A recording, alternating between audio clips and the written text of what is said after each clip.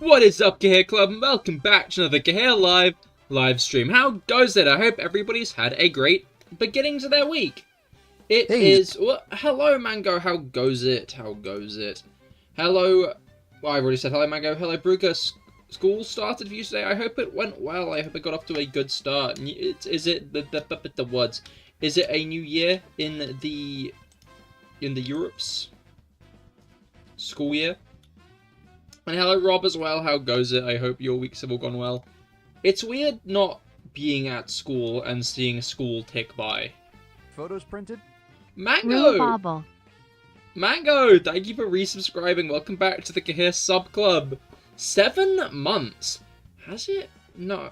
Wait. No, that's just cumulative. Because you'd already been subbed for a couple of months first, right? I've not been back on Twitch for 7 months yet. I don't think. I don't think. You gotta point the points. You don't subscribe to me because you enjoy my content, because you enjoy the game. Like you just want to hear me say a funny word for 15 minutes straight. Do you? Is that it? Indeed it is. Oh, well, I hope it goes well. I hope it goes well, Bruger. Yes, sir. Devastating. Anyway, today we're back with our never-ending hunt. Our never-ending hunt for our shiny Minccino. Well over a year at this point, I believe. Although then again, it's only about 7,000 encounters, which feels more underwhelming. 600 away from 150. You're in negative points at the moment. Oh well, I'm doing great then. That's awesome. That's great to hear. I'm glad to hear that. I'll be honest, Mango. I'm rather chuffed at this information. What if it's so? Sorry, I keep like whenever I lean slightly forward, my head's off the screen, and I don't like that. I don't want my head being off the screen. I want my head on the screen. Thank you. I like it when my head is on. I like being on the screen. It's important to me. Anyway.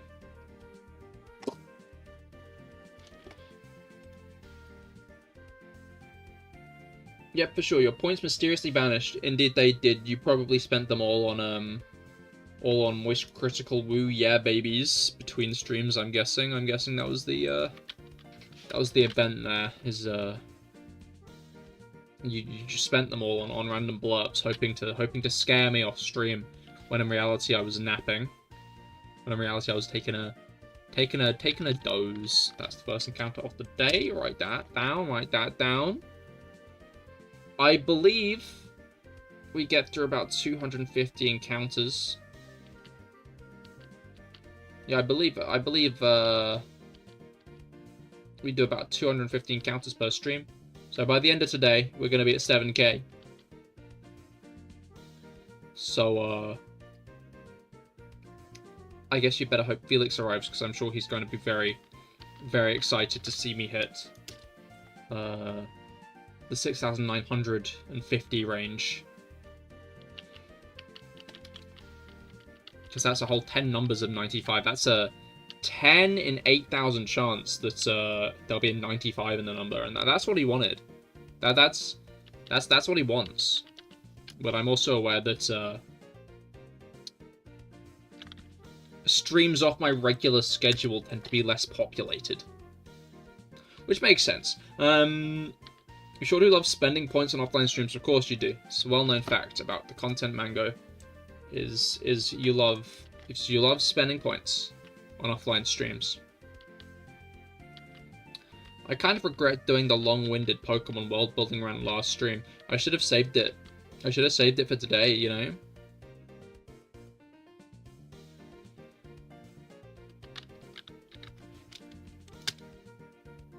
That would have been a good segment for a stream that's mostly me pressing buttons. When is streams not mostly me pressing buttons?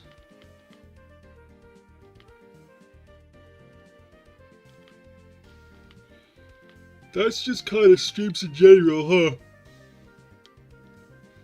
Is me just pressing buttons for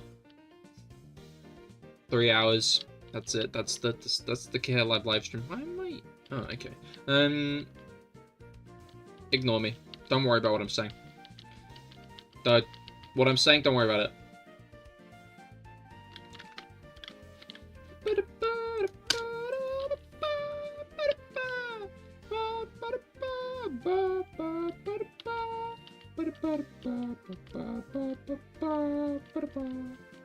Alright.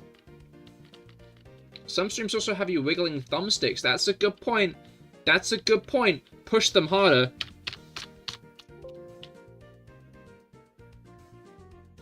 No.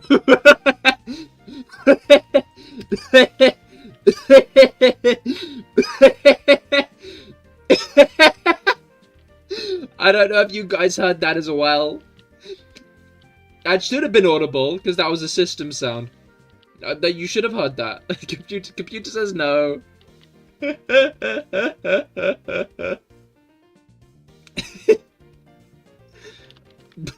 so fucking funny. I think I just pressed, like, Alt or Windows.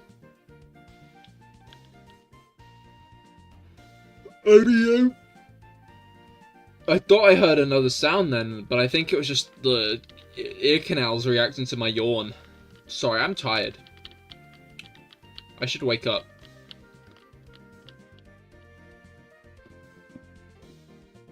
Then why did your clearly Nintendo-made Nintendo device do a Windows error? Well, you see, I still need to stream from my computer, right? I just feed the information into the computer, don't I?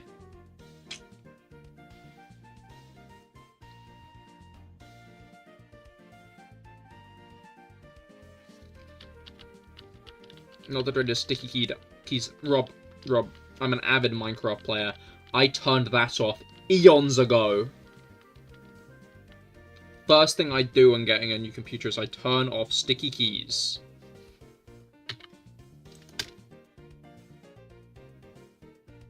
Just get rid of that, you know? So why did you swap over to click on the PC when Rob told you to? Because I use the Pokemon typing adventure keyboard with my DS, don't I?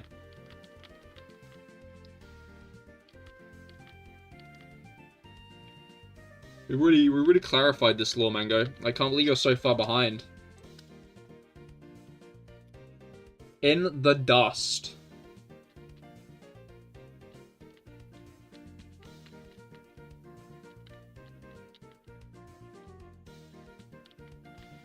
In the dust. Oh. Yeah, in the Pokemon Art Academy mouse. Exactly. Rob gets it.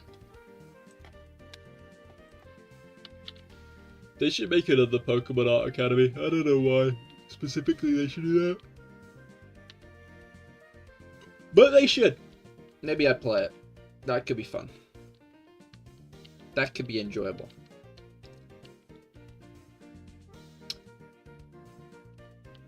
Sounds suspicious, you think? Yeah, of course you would, Mango. The sussiest barker around you are. Alright.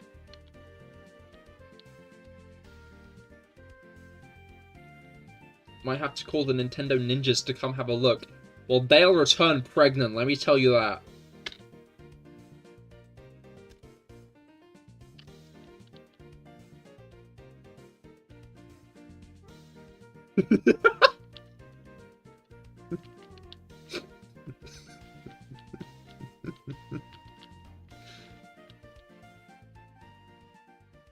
I'm not sure if it did that well. Mainly as they put it on the Hey, no, they put it on the 3DS. They let you draw Croaky. I remember all the I remember all the Pokemon YouTubers playing it for like one video. They all did like a one-part series on it.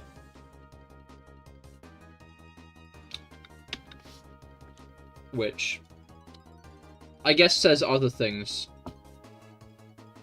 Like how investing it is. Because clearly the whole video is the whole game. Yes, yes.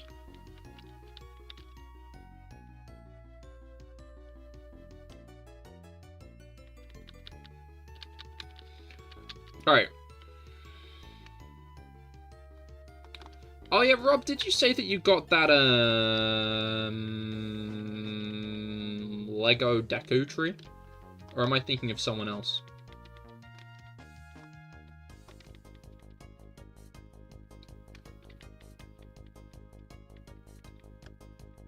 Leku Dego tree.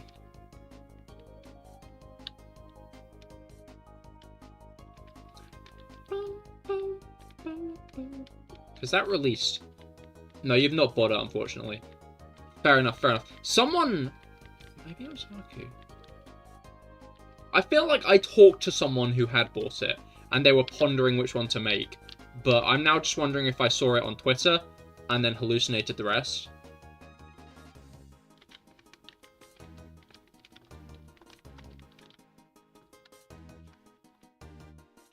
It could easily be that I just saw someone musing about it on Twitter, and then, like, the rest came to me in a vision. Because I know, like, it's being shipped out at this point. I know people are getting it. Have you seen people are selling Lego Links for 60 quid a pop? Yeah, that makes sense. Yeah, I guess that checks out. That sounds like a thing people would do. I have been incrementing. I almost didn't increment that one. Which is, like, great and all. Except... if that's been happening consistently. You know? Like, I caught myself that time. Which maybe means I would have always caught myself if I stopped. But it also might mean that I didn't catch myself a couple of times and I missed a few. Which is obviously, like, bad.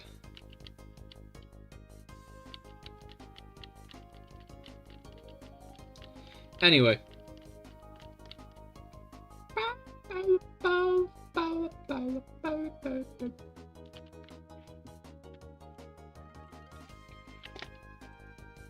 But yeah, kind of sucky in the grand scheme of things. It's a shame people always work so hard to make a profit.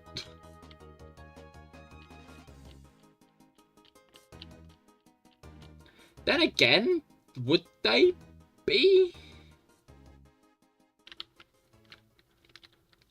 Like, the thing is, the tree's like 300 quid, right?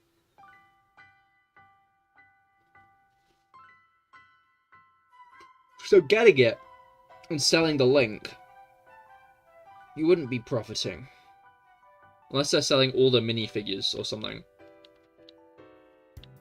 Trying to sell the tree separately. It seems like a bad investment. $250, but yeah, pretty close. Oh, I guess I'm thinking $300 dues. Wonder how much it is in game.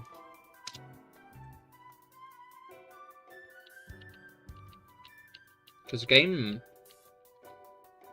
my local game, it sells Lego stuff, and it tends to sell them at not a big discount. I'm not talking a big discount, but like a solid, like, I don't know, probably less than 10%, gonna be honest, gonna be real. But like, a bit of a discount. They knocked that price down a little bit. Probably to, like, encourage people to shop at game rather than online. Which makes sense, you know, given that people will probably, if given the chance, shop online rather than that game.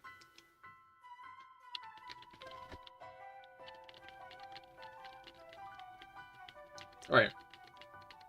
What's the odds we're working with for this shiny? It's regular Gen 5 odds, which is about 1 in 8,000. So technically we're near odds.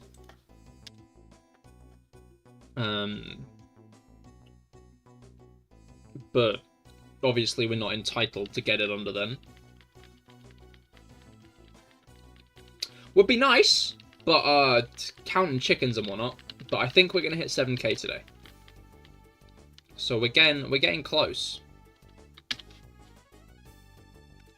Boom, boom, boom, boom.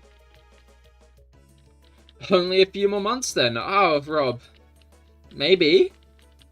Maybe. Hopefully.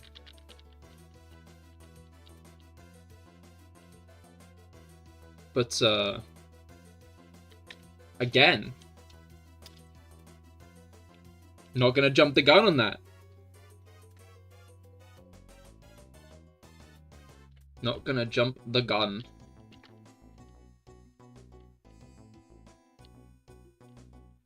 But yeah, I feel kind of bad for, like, retailers like Game and stuff. Because they're fundamentally in the rock and a hard place of the industry they're built upon has moved entirely online.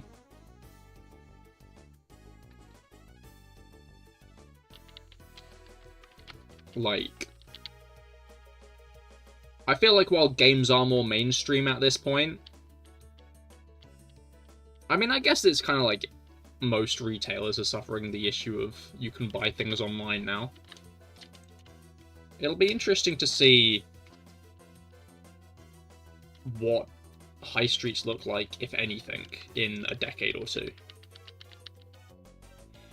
Because, like, a lot of places are already starting to look pretty barren and shut, right? Like, I feel like people tend to like to buy food physically. Because the issue is with getting food delivered.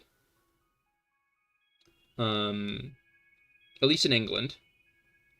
If they don't have a product, they'll just sub it out for a different product. Like a similar product. But, like, if you're buying a specific brand of sausages because you're a celiac, they're not going to take that into consideration. They might give you sausages with gluten in. A lot of sausages do have that. A lot of sausages do have gluten. So, and, like, obviously that's, like, a very, like, oh, you definitely can't, like, online shopping becomes very difficult in that case. But, like, as, like, a rule of thumb, like, people aren't gonna like that much. So unless that gets fixed as, like, a thing, unless that kind of event stops happening, then I'd say it'd be pretty realistic to assume a situation in which, like, supermarkets don't suffer the same fate. Like, food is fundamentally like, you want it on your plate. Convenience enough.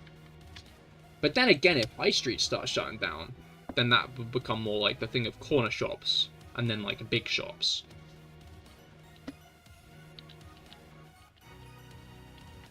Then again, I guess corner shops are on high streets. I don't know. It's just sad to see the downfall of high streets, I think. That's my take.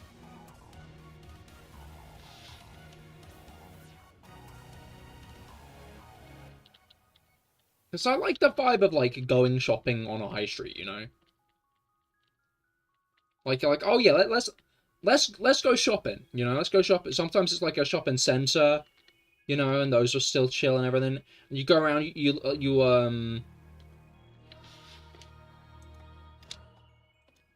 look around and stuff, you peruse, you go into multiple shops. Maybe you don't need something from a specific shop, but it's a shop you just kind of like the vibe of and sometimes has stuff you want to buy. So you go in there anyway, you know, you go and, like, you get a coffee somewhere, maybe, like, a cake, if you're feeling a bit peckish, you know.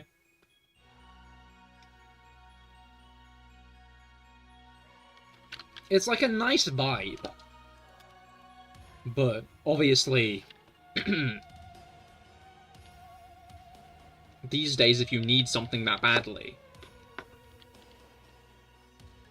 you can get it the next day. You just can. There are very few cases in which you need something, and you can't just Amazon Prime it.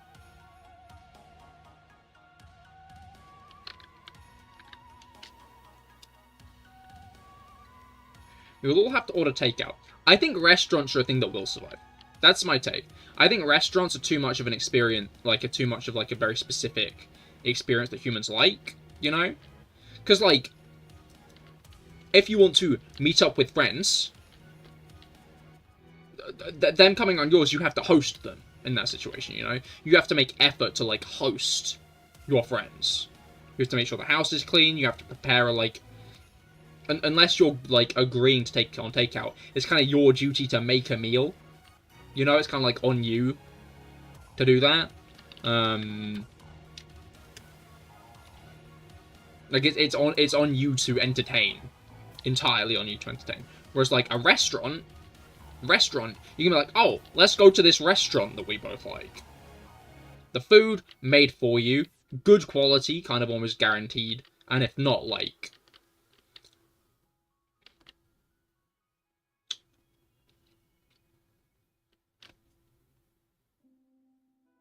I guess it depends what generation you're from as to how that's gonna go.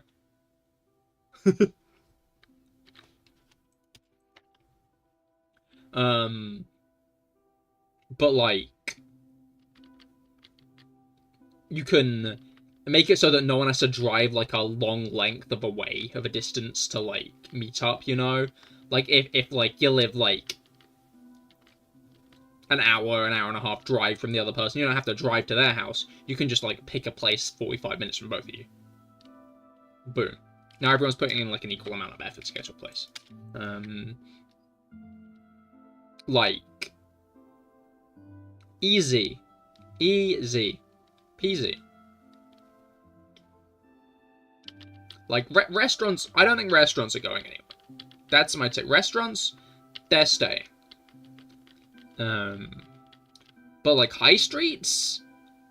I have no confidence in them.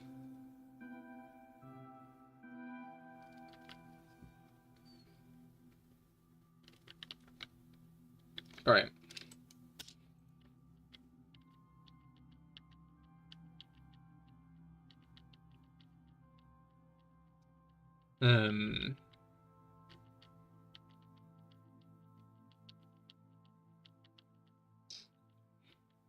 But yeah, no, I think it's a shame. But it's like one of those things where you're like, what is doable about that?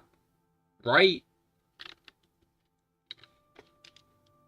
Like, and to be clear, I'm not sitting here in my chair like, what can I do about that? I go to the high street, like, once a week, you know? I'm not, like, just complaining and then going and buying shit on Amazon, you know? Like, I like, go into town with my friend for, like, lunch once a week. It's like a little ritual. I'm gonna call it a ritual, because that's fun. That we have. And it's like... But all the same, shit's gonna close, you know?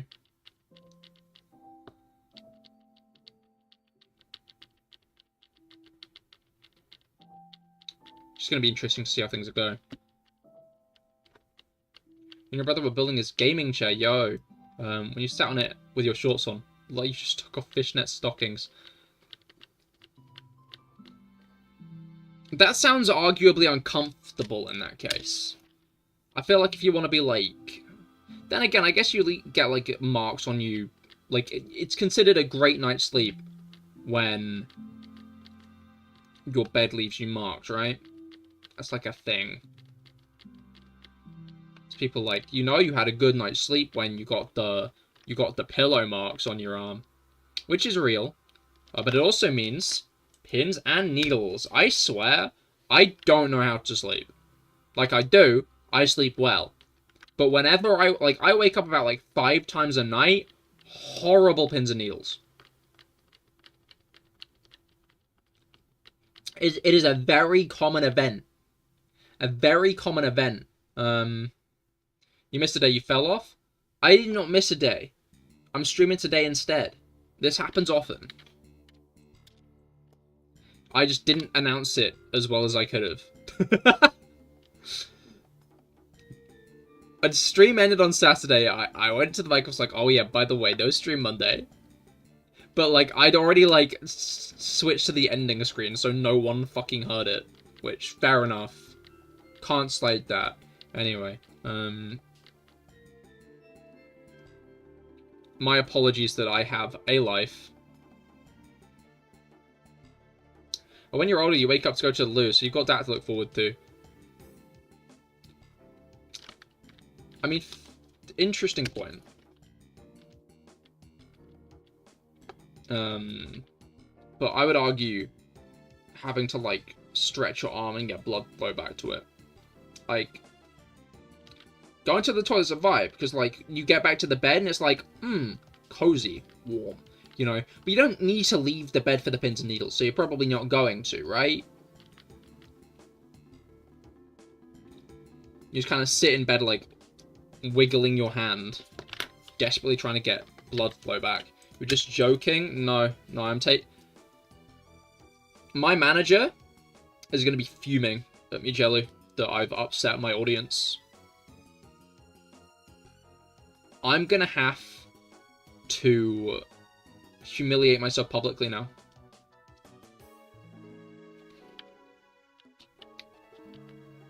All because of this.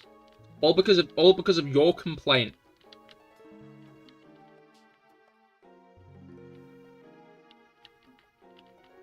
Look what you've done. Look what you've done.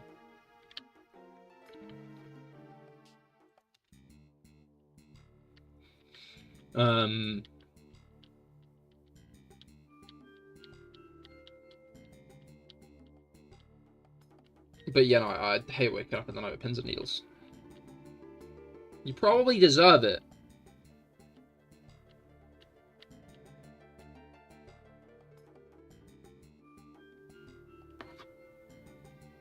Mean.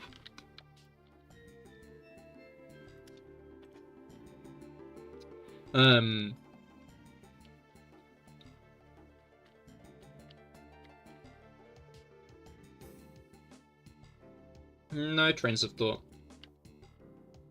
No trains of thought.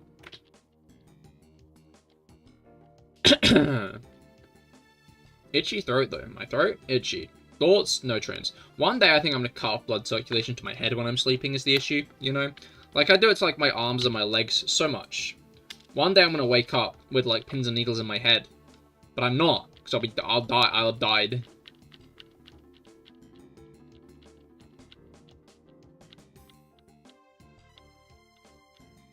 I will be dead. Pins and needles are when you don't have enough blood flow to an area. If you don't have enough blood flow into your brain, you know what happens. Bad things. But yeah, no, I feel like it just means I sleep badly. And I don't mean, like, badly in, like, like, I sleep like a... I feel like the sleep like a baby is inaccurate is a bit done to death. I guess, like... a tiger. Boom, boom. Because I am. Because I am a tiger. Log. Yeah, that's a fair one.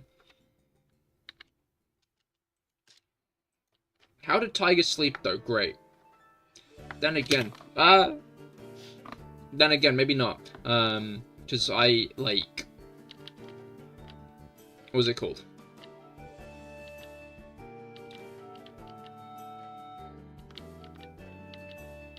Like, I feel like they're the kind of guys to... You'd sleep light, right?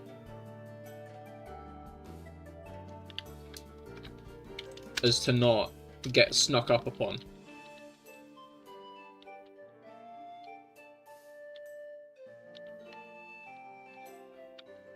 Which is kind of fucked up that we sleep so deeply, right? Like...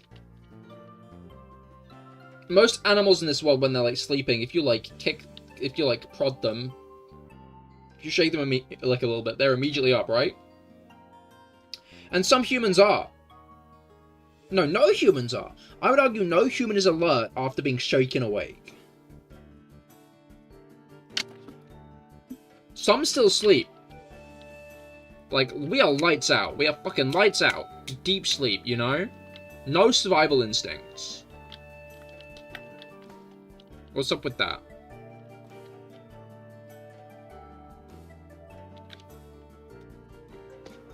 Like...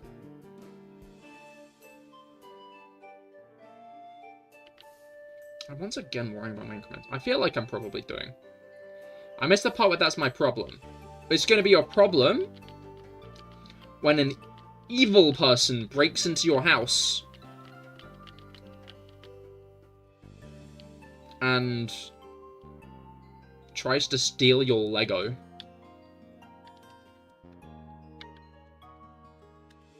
They're just going to take it off the shelves. They're just going to take it right off the shelves. And you're going to be sleeping right through it. And if you behave like a proper apex predator, you'd have woken up. You would have woken up. I'm not going to steal your Legos. I don't want your Legos. They're probably covered in jelly. Your £250 Zelda Lego, exactly. But they're going to be gone anyway because you're going to be too deep. You're going to be sleeping too deeply.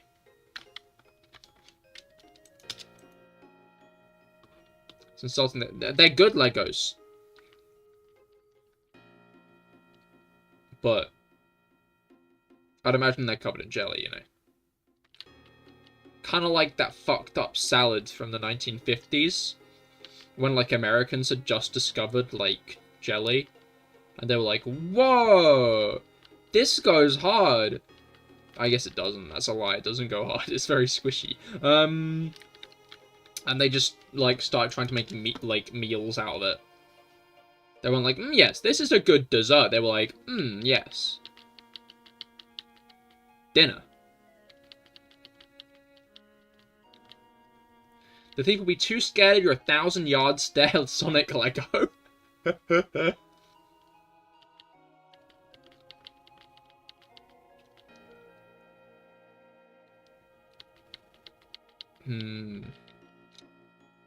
I don't know why that was my response.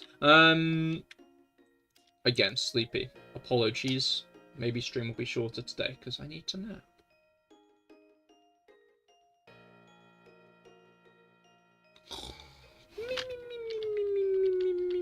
No, can't sleep, my Legos. I don't actually have any Lego sets built right now. Put it in the Discord for reference. I will check after stream. Leave my much desired opinion in the Discord chat once stream has concluded.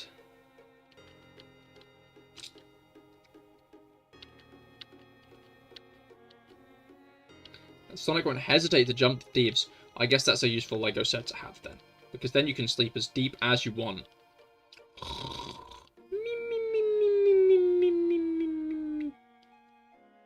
Like, I got some off-brand Doctor Who Lego.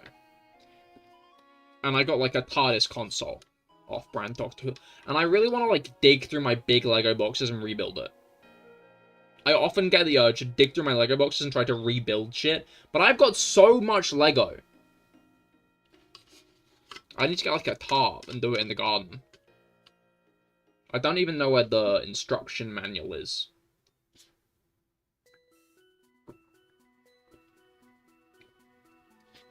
All you'll hear is a Sonic boing sound effect. Like, notice that. Bong. I don't know enough about Sonic. I can, like, vaguely imagine it in my head, but I don't think I can reproduce it, you know?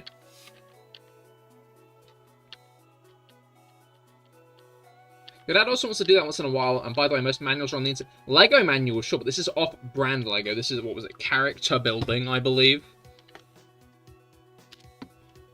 It's character building Doctor Who.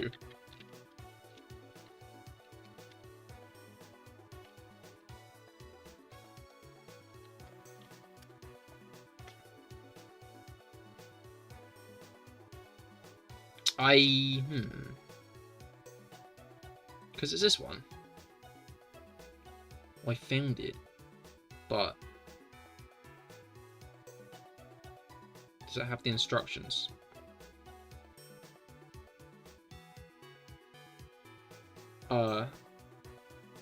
Maybe not. Maybe the answer is no. It's smaller than I remembered. I'm gonna be entirely honest and real. But I guess that makes sense.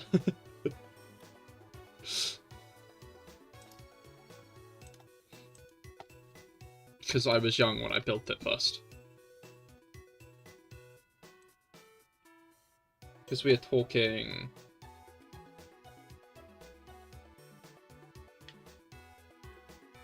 This. This is what I'm talking about.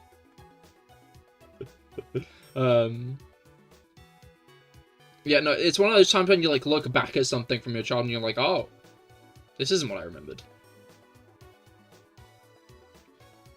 But I like the fucking off-brand Lego figures they had. I remember during the 50th anniversary, they did, like, one of, like, all the Doctors, which I got as well. Because, like,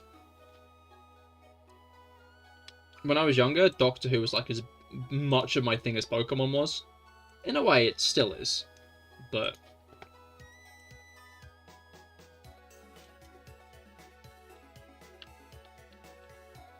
went hard. Maybe I will try to rebuild it.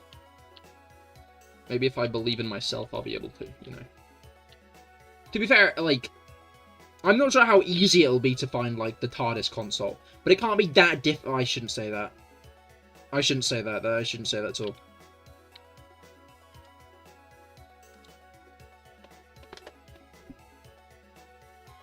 And then, of course, the thing I probably could find all the pieces to rebuild. Maybe it must be like 20 years old at this point. Is like the Lego powered miners, like big drill that kind of like has a tower that goes up for the drill to point downward. That's cool as hell. Been seeing some Doctor Who clips and shorts, so is it worth watching? Obviously. And like, don't listen to the weird fans. Pick whichever Doctor you think looks coolest and just start with their first episode. Don't overcomplicate things for yourself.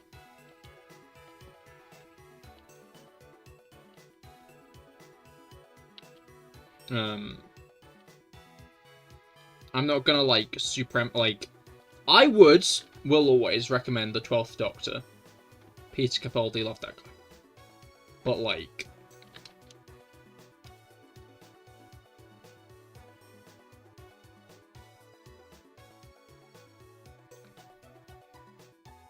listening to your own opinion, pretty crazy stuff. The what?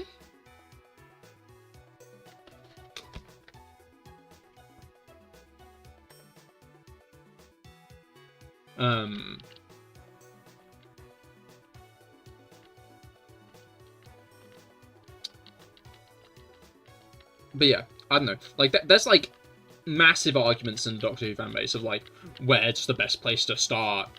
Is the new season a good jumping on point, or is it too confusing for new viewers? And it's like, I think you underestimate people sometimes. Like, the people who are gonna wanna watch the show are gonna, like, just take things they don't quite understand as, oh, this is, like, a pre-established thing from before, and they're pretty quickly just gonna, like, accept it as a thing, right? And then, what was it called? Then the people who don't, like, get it, and they go like, who's that? What's going on? What does that mean? They're gonna do that anyway. Like, the people who you're, like, worried that it's not gonna be a good jumping on point for are the people who are just the kind of person to go, who's that? What's going on at the beginning of a movie in a cinema?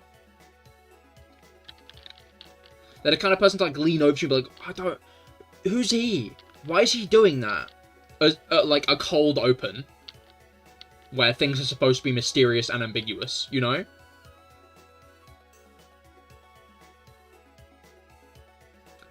Like, I think sometimes you just gotta accept, if someone wants to watch a show, they're gonna enjoy it.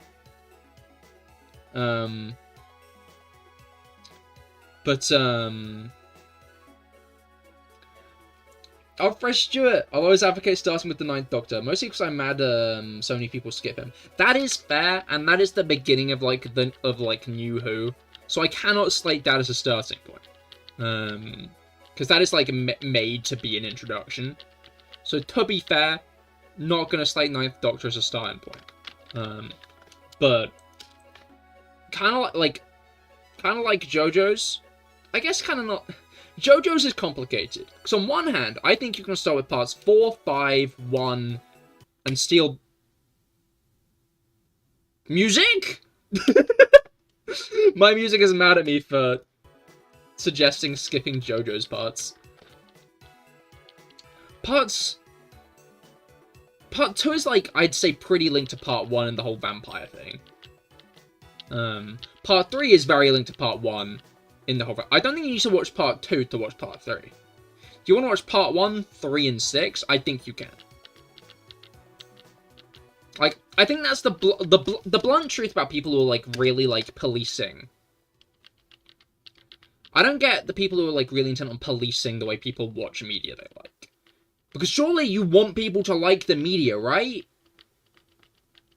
Surely you want people to, like, enjoy the things that you enjoy. So... The music stopped just in time for it to take a while ending.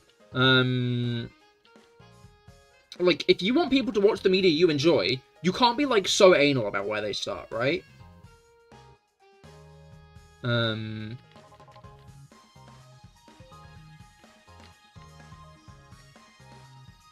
don't understand skipping any parts. They're all good. That is also, like, I'm not going to slate that opinion, but some people do struggle to get into part 1.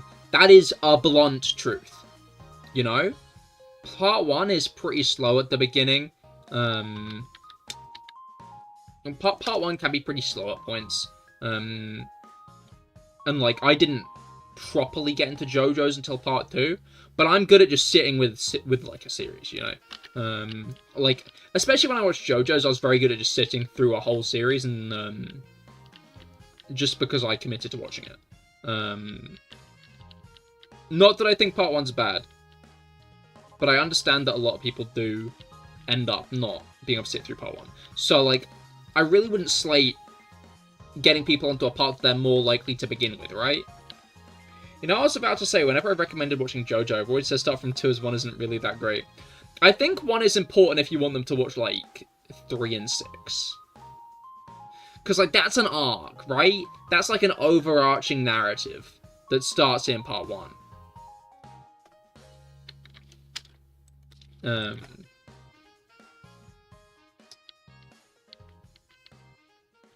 Like, who's this Dio character, and why does he hate the JoJo's? To be fair, again, I feel like that's a thing. If someone started with part 3, that is like an implicit thing that they would just be like, oh, fair enough. This guy fucking hates them. You know? Like, no one's gonna be watching a TV show like JoJo's or Doctor Who entirely oblivious to the fact that there's more to it, right? If you start watching JoJo's, not from the beginning, but from a random part, you're probably gonna already, like, have an implicit understanding of, like, okay, this is an overarching narrative, stuff has happened before, and they'll just be like, okay, this Dio guy must have been from one of the past parts. Clearly he's beefing with these people, right?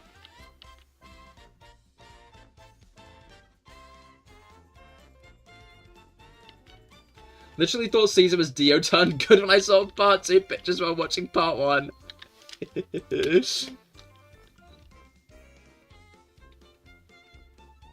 One day, if I ever get someone into JoJo, I kind of want to do the thing where I show them that picture of Kakyoing from part 4.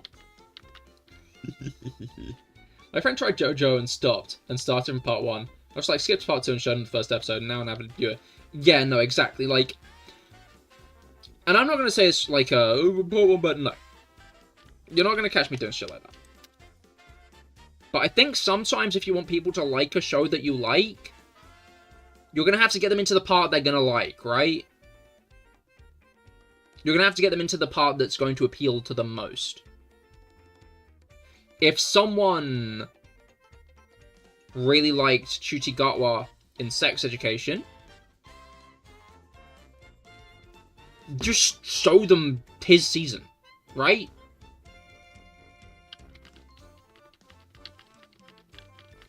Like, because they're already going to be on board, because it's like, that's the guy I like, right?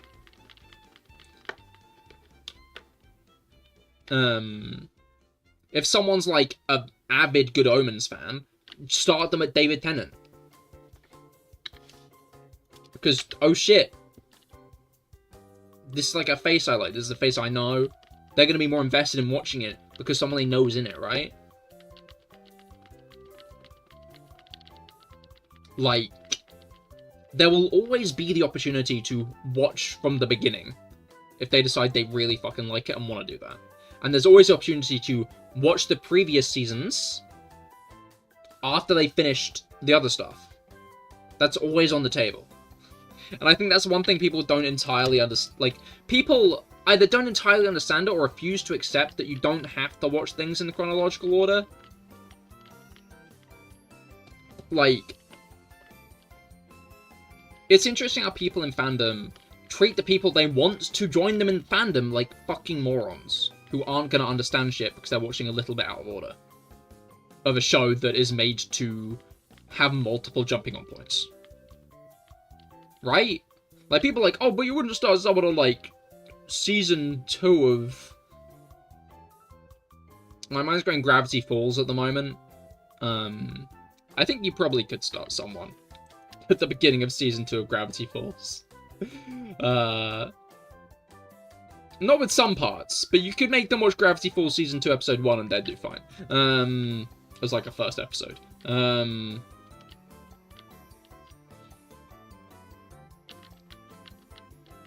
be kind of sad to scare away a potential fan of some series you enjoy. Exactly. Like, Felix, hello, how goes it? I hope that your week has gone well so far. We're talking about when you should start series like Doctor Who and JoJo's. Joseph is just so damn likable. What with your whole next line is shenanigans. That's a really good point. Jonathan does his role as a protagonist. He's like a very goody two-shoes, kind of the original protagonist. And I feel like Joseph becomes a better character off the back of part 1. Because Joseph is such a contrast to Jonathan. But Joseph is just a good character on his own. Where if you started someone with part 2, they'd still enjoy it. They'd still enjoy him as a character, right?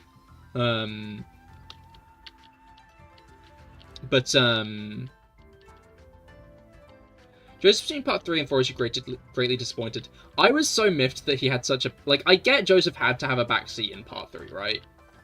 But, like, I wasn't all that big of a fan of part 3 the first time watching it. Because I felt like Polnareff was, like, just weirdly, like, a focal character.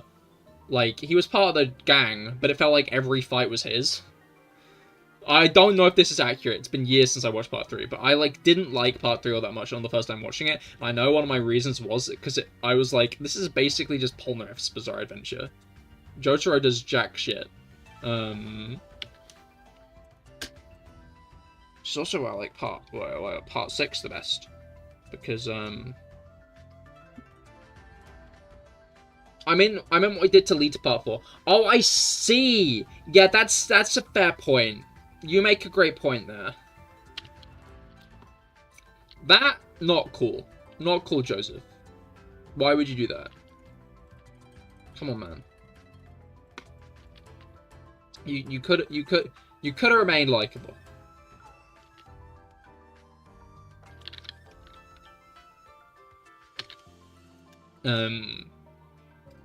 But like,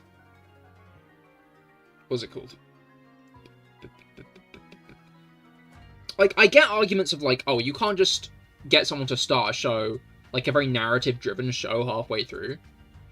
I think the blunt truth is, like, a lot of shows you can start someone halfway through, right? Like, some shows like Gravity Falls do have, like, an overarching narrative that you should probably start at the beginning of. But, like, if you want to get someone into Gravity Falls, Episode 1 is a great start. I'm gonna be honest, Episode 1 is a really good start to Gravity Falls. But if you think there's an episode elsewhere that they're going to like more, there's no reason, like, that's just a standalone episode. Obviously, if it's, like, not what he seems, maybe don't show them that. But, like, what do you mean? I love the Derby bit where he was just bluffing him into cardiac arrest. No, you're right. There were good moments. Do not get me wrong. Do not get me wrong. But I did feel like there was a lot of just, like, Polnareff-centric stuff. Like, there, like... How do I say this?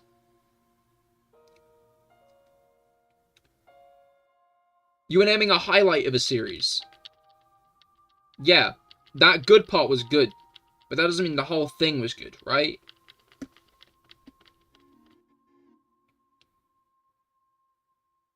Like, I also thought that went hard, but, like, overall... And I haven't watched part 3 in a while. I've been meaning to rewatch JoJo's. Have not rewatched JoJo's recently. The parts I have the most experience with at the moment are... I'd say is 6, probably. And parts of 4, I started rewatching part 4 at one point, but I need to rewatch JoJo's at some point.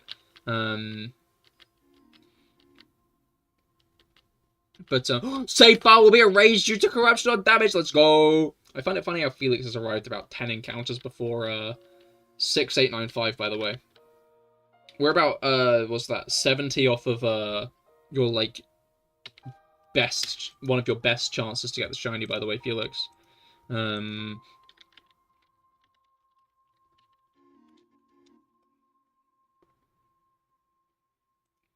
Boss step fight sure was great.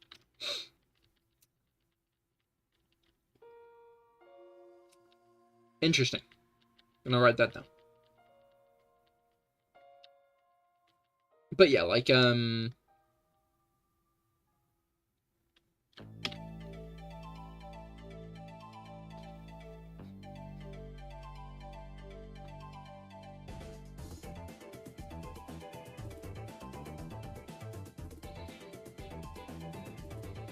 sorry, like, yeah, there are definitely, like, some shows that, like, you can't just, like, hop on at any point of. Most shows you just can. Most shows are, like, I'd say it's actually more of a modern thing that shows are becoming, like, less just, like, hop on wherever. It used to be where shows are just, like, episodic, and you can hop in wherever. Because they were made to be hopped in whenever, you know? It used to be, like...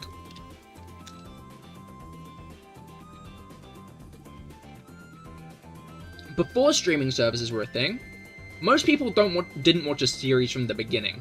They just turned on the TV one day, and an episode it was running, and it had to sell them on the show in that episode. Whether it was episode 1 or episode 152. Didn't matter. They had to be sold on that show in that episode. Doctor Who still follows that idea. You don't even need to start with a Doctor. Like, you could start with Mummy on the Orient Express. You could start with Rogue. You could start with... Is the episode called Are You My Mummy, the first one? The first part? You could start with Blink. Like... It's fundamentally a show where unless you're starting at part 2 of a 2-parter, you're going to be a bit confused. You know? Like, some shit might not, honestly, some people probably got into Who through Sarah Jane Adventures or Torchwood. Exactly.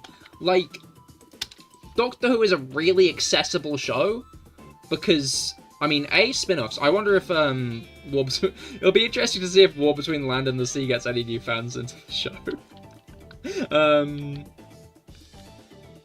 Well, be honest, can name a whole bunch of hype JoJo moments, but I think you may need to watch it again. I agree Polnareff did get a lot of screen time, but I'd say the hypest moments definitely belong to JoJo. I guess they didn't want every problem to be just Oroed. No, yeah, definitely. Like, I'm not saying it as like a de facto issue. I'm just saying it as like a... I remember when I was watching it, I was A, miffed that Joseph ended up taking such a backseat, and B, I felt like Polnareff was like... He just got like a bunch of fights in a row, I felt.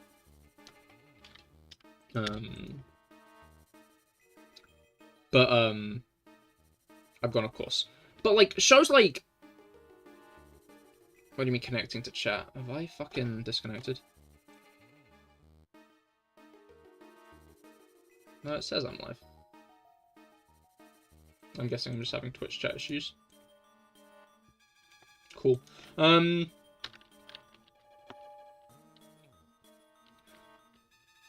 Doctor Who and JoJo's exist in a similar space, where Doctor Who still exists in that period, like, still exists in the intention that a TV show, you can just hop in when you sit down and there's a new episode on.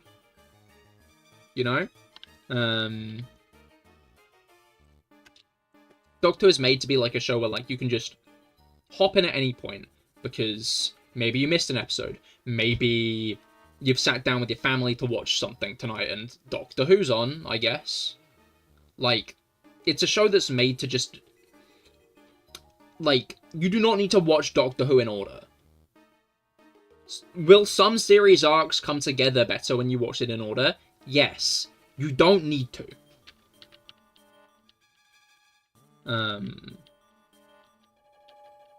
There's no, like, inherent need. JoJo's was deliberately split into parts, I think, for a multitude of reasons. Like, Araki didn't want to write the same protagonist for 20, 30 years, like certain other mangaka. But it also means that people could just hop in at any part they want. If a new part's starting, that's a good time to get into JoJo's, because it's just a fresh reset button. New characters, new story arcs, even if they're related to previous story arcs, it's new story arcs. Like, it's an entry point to the series. And I don't get why people are so anal about, like, no! Don't enter the series made to have multiple entry points whenever you want. Don't experience the series that's got, like, multiple really good jumping on points. The jumping on point that suits you best. How dare you try to enjoy a show in a way that isn't the way I enjoy a show? Like, you wouldn't be adamant that someone should start The Legend of Zelda with the first game, right? Like, if someone comes in and is like, what's the first Legend of Zelda game I should play? People aren't like, it's The Legend of Zelda. You start from the beginning. No, they're like, they just name their favorites, really. And that's fair enough. To be fair, JoJo's and Zelda aren't, like, the same thing, but, like,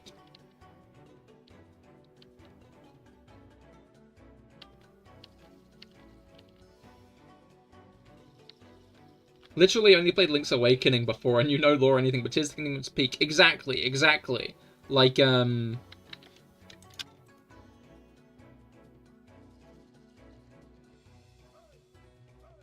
that's another one of my issues with, like, it's a complicated thing with streaming services, because streaming services, you don't have to start at the beginning, but you're probably going to end up starting at the beginning of a series on a streaming service. You're going to start from episode 1. But one of the reasons I like episodic TV shows is because you can just, it doesn't matter. It doesn't matter, like, where you start. You can start anywhere, you know?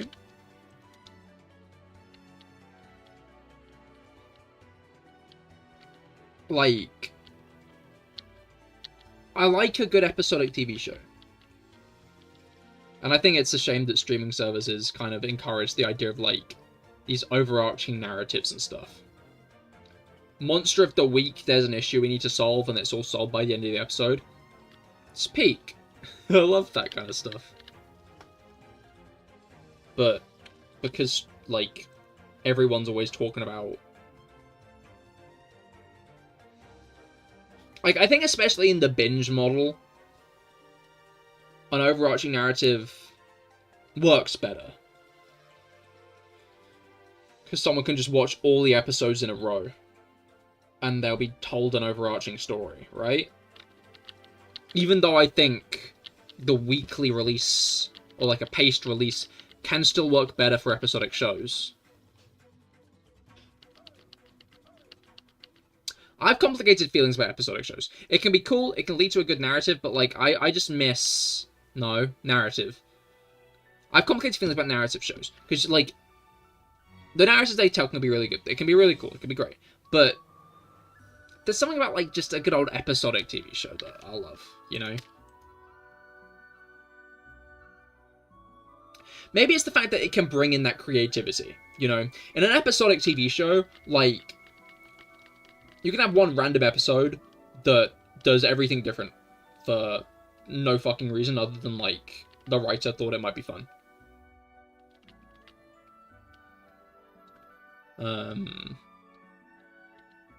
Like, sometimes I'm like, should I reference Adventure Time? I'm gonna reference Adventure Time. Like that one episode of Adventure Time that was like about the Circle of Life. And it was that weird, trippy, psychedelic one where like Finn was a caterpillar and like a bird, and it was this weird abstract exploration of like the Circle of Life. And like if it was a narrative show, you'd have to entirely derail the narrative to have that kind of episode. But because it isn't, you know, because it isn't, you can have shit like Lemon Hope.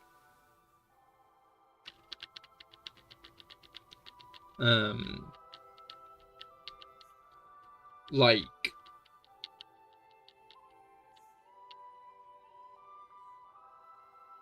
and episodic shows can still work with overarching narratives.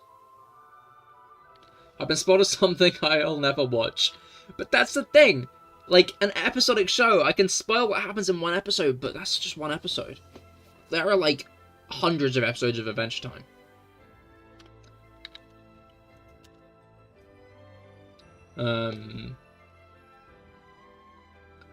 But, like, Doctor Who, like, overarching narratives, like, they still work in the context of it's episodic, right? I know some people debate on how good, like, a Doctor Who arcs are and can be. But, like, the first arc of Capaldi's run, I'm not going to go... like, normally I'd be fine spoiling it, but I'm not going to because Jellu's saying they might watch Doctor Who.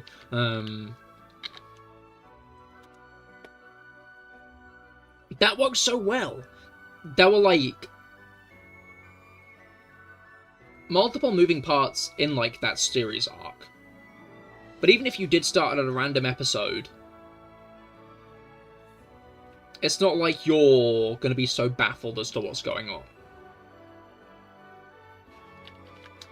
If you see the first scene with Missy first, that's great, but, like, you can see one later on, and, like, you'll still be like, what's going on here? Even out of order, you can, like, piece together the shit, you know?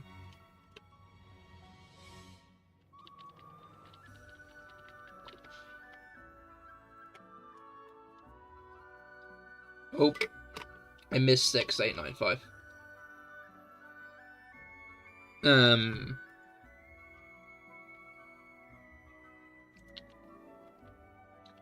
And, like, Gravity Falls is another great one, like... It's as I was saying before, like... As much as Gravity Falls is a great show... serialized-wise... in the sense that, like... the first episode with Pacifica... at the party...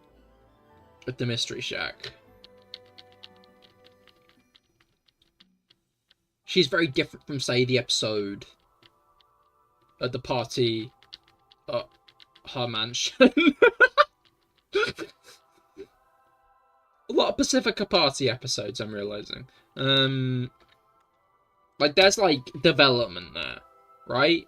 To be fair, most of the development isn't the episode in the mansion, but that's not the point. The point is, like, you could start with either of those episodes and, like, it wouldn't feel entirely out of place, you know? You wouldn't be, like... You could do that. There's a thing that can happen, and that's, like, what's nice about episodic shows. But as, like, TV tries to move to streaming service, which it's clearly failing at, just putting it out there, I don't think that's a streaming services I don't think are going to be functional for much longer in the way they currently are. Because they're going to start trying to put ads in too much. I think it's going to all come crashing in on its head, like, at some point sooner rather than later. It seems like a great model on paper, but I don't think it's as profitable as the companies would like it to be. And...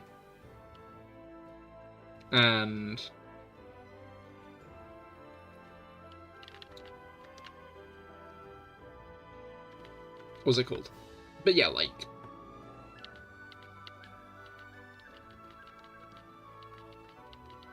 episodic, cool.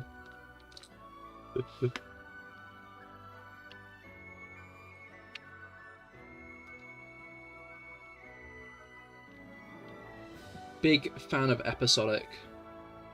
That's why Pokemon Horizons is peak. Watch Pokemon Horizons. To be fair, Pokemon Horizons is like an interesting mix of like borderline episodic, borderline narrative. Because like, the current arc is an interesting one. There were a bunch of episodic episodes in the last arc. This arc feels a lot more structured, you know? And yet, I feel like you could still like rewatch a random episode of Horizons, you know? And like, you'd still be pretty clued in as to like what's going on. And I don't even just mean like the purely episodic ones, like the beach episode. Or the episode where Dot catches Tinkertink. Like, you could watch one of the newer ones. Like the King Gambit episode. Has Dot done that in the dub yet? I'm realizing I might have just spoiled dub-only watchers.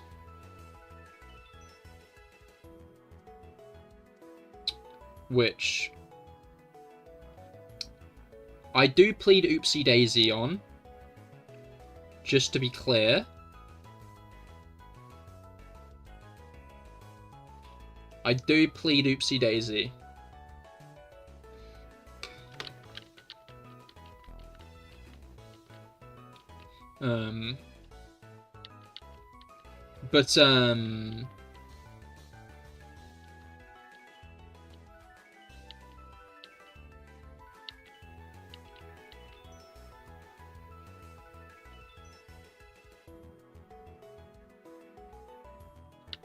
Yeah, I've seen the one where she catches that. Okay, cool. I haven't ruined everything, luckily.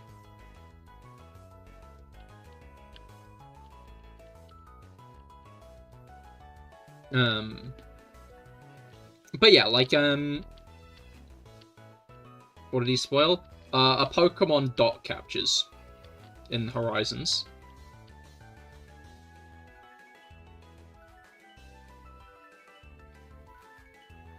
And I wasn't sure if that moment had been dubbed yet. I don't know how far along the dub is. I'm watching subtitled online.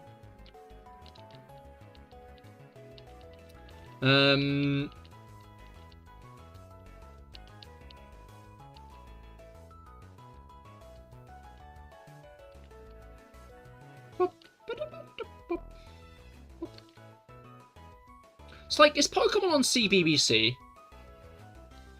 Because the Pokemon anime, Pokemon Horizons, most recent was the Sprigatito home one, so it's literally just been dubbed. That was the episode before the Sprigatito home one, was that one. I remember that well because the Sprigatito home one, like, led straight on.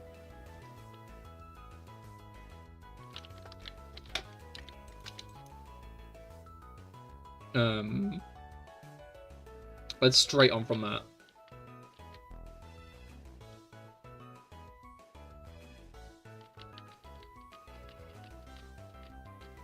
I love how many episodes are focused on Liko and Sprigatito's relationship in that way. Because Ash and Pikachu's was pretty basic, like, oh, they're besties, right?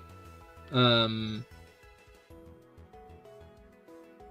I think it is on CBBC now. It used to only be on CITV, but I don't think that exists as it's its own channel now.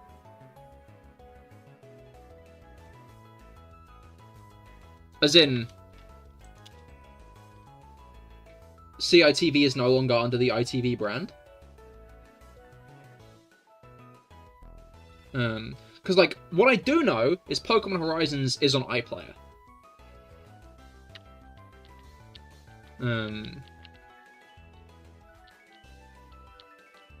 Like, Pokemon Horizons, I know is, being released on iPlayer. I don't know what channel it's on. Horizons, but the Ash and Go one is always on Pop Max at, like, 12 AM. Peak time for kids to be watching TV. I always found that so funny. Was like,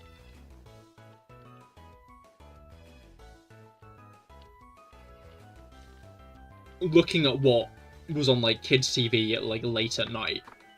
I remember when I was younger, watching TV, sometimes I'd just scroll through, like, the listings for the episodes, like, for, like, what they were airing that day, to, like, go to the end and see what was, like, on.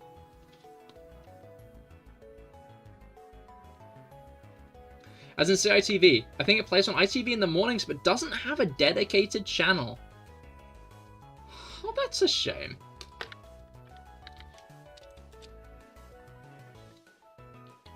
I used to love watching Pokemon, and always naked animals.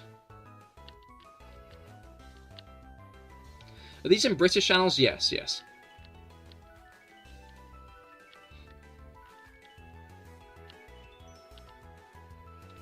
Which is weird, because I don't know why Felix would know about British channels. Being American and all.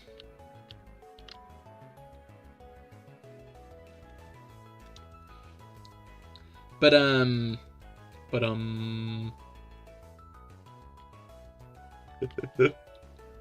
You too recently? Yeah, sure thing, American.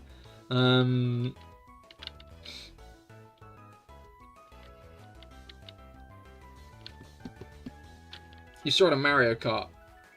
I think you're using a VPN. Obviously, you were using a VPN, Felix. He's tried to gaslight me.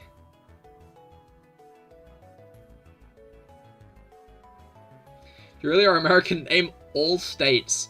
You know what? Don't. That'll fill the chat. Name 3.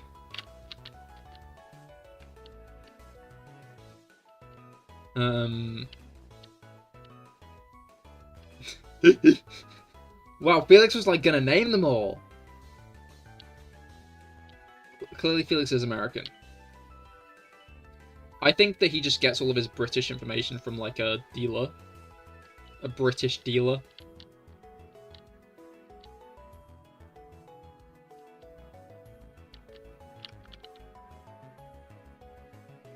Right. American or autistic? That is the question.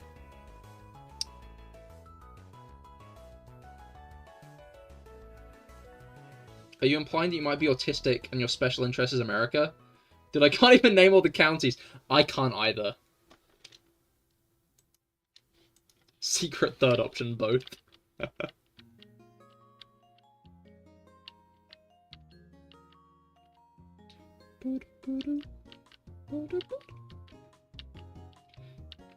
You're good at geography, but not UK. Which clearly shows you're not here. If you lived here, you'd be good at the geography here. So.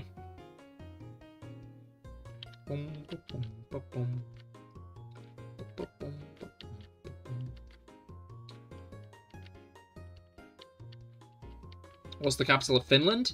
Helsinki. Is it not Helsinki? Is it Helsinki? I've always said Helsinki, but I'm realizing it's one of those things I've only ever read. Like, it's annoying being dyslexic. I'm gonna end that sentence there, actually. The sentiment's been communicated. It's annoying being dyslexic and, like, seeing shit that's, like, only red. Like, Pokemon names and shit. Sometimes you read Pokemon names and you're like, yes. Lysandre. That's his name. That makes sense. That's great. Lysander. I'm an idiot.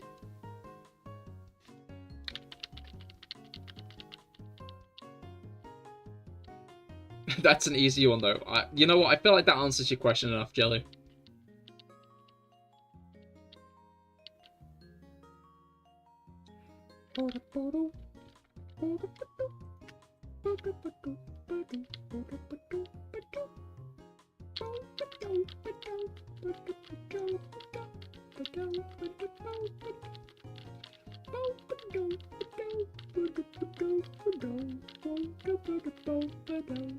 Anyway.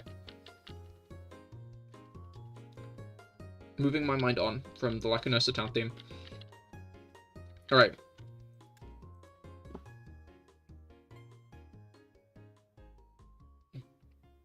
What's the hard one then? Can you name the capital of Swaziland or something?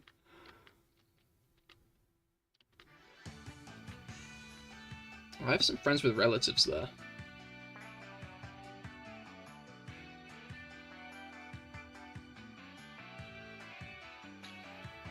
Alright.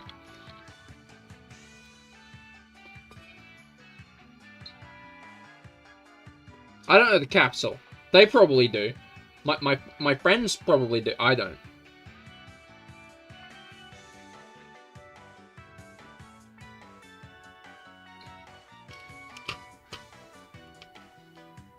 I think it's called Eswatini now, but you don't know the capital.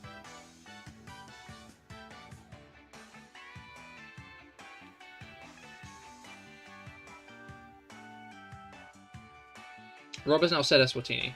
Is that like a correction of the name, or...?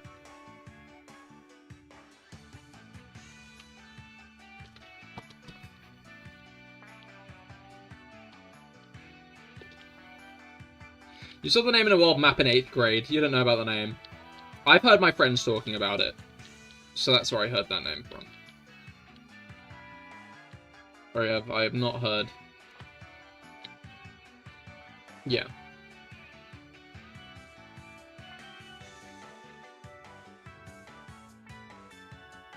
What's like another hard place we could ask the capital of, you know?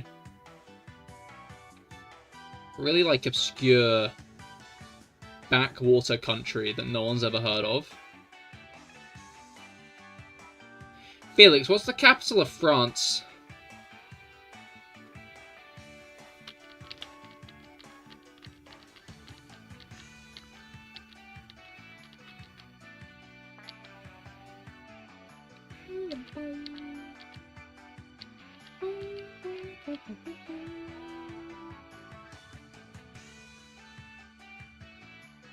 Sri Lanka? I'm pretty sure it's a really long name. That is a long name, you're right, Felix.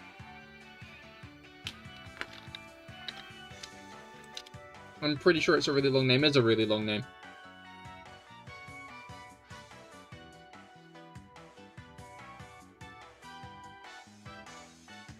Alright. Dan Brunei are more than one word, you don't know them. He did not know Francis. He doesn't know Francis. Like, to be fair, like, I can't slate that, you know, like, I don't think I know the capital of France.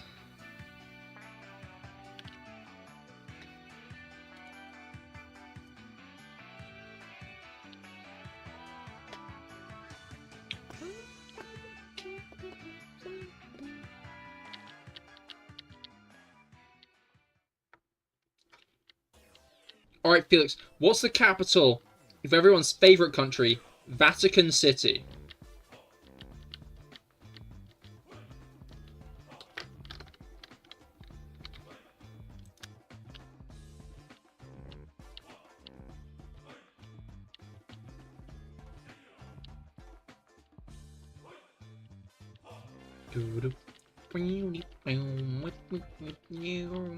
Pope House? Pope House. Pope House. I don't know why the words Pope House makes me chuckle so much, but it does.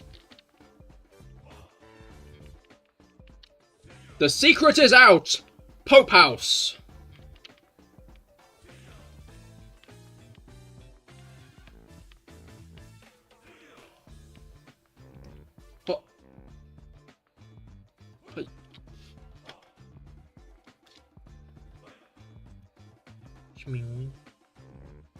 Right.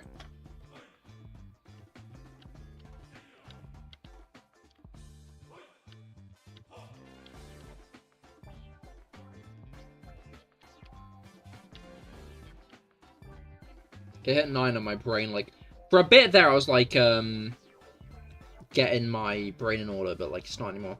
Personally, I like his car better, the Pope-mobile. The Pope-mobile is a pretty cool car. I always like the implication that, the assassination attempt that brought on the existence of that kind of defense around the Pope is implied to exist in the Cars universe.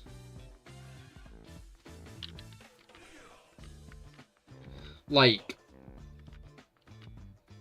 Cars politics, global politics, just seems to be very similar to our worlds, which interests me.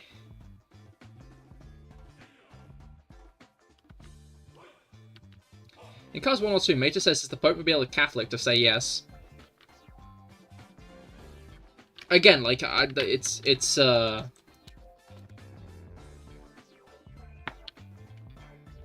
Car Jesus died for their car sins. In the Car Bible.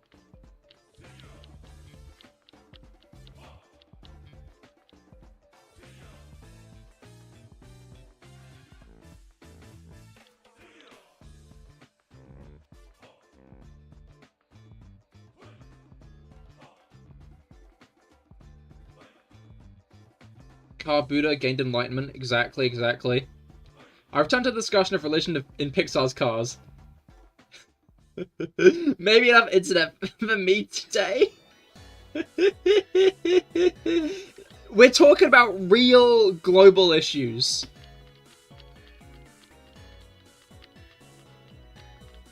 What do you mean return? I'm guessing they mean they popped out for a bit. And then have come back to the stream now to see us talking about religion in Pixar's Cars.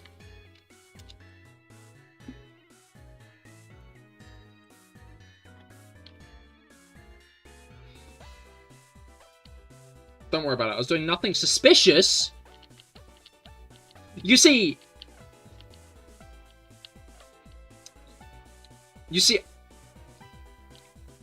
that would have never been... Felix has said it best. Like, any point I could have made has been stated in the chat now.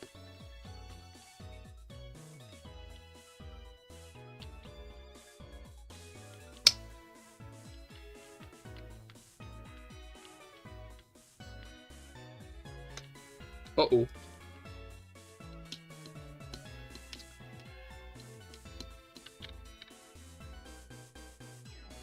Do you want to talk about it? Like a fucking therapist. Do you want to talk about the suspicious thing you implied?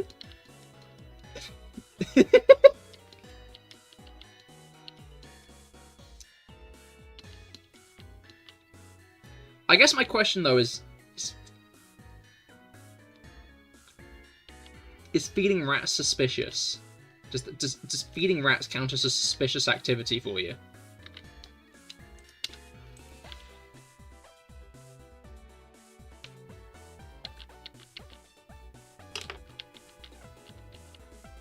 Is that in that ballpark? Balls. Oh no, not that, but actually I do need to feed them. You're welcome! You're... I provide a simple service. I think it depends on the century. That's a fair enough point. That's a fair enough point. Because, like, if we're talking in certain centuries, feeding rats might make you a prime suspect for being a witch. Couscous for the boys. They deserve it, honestly.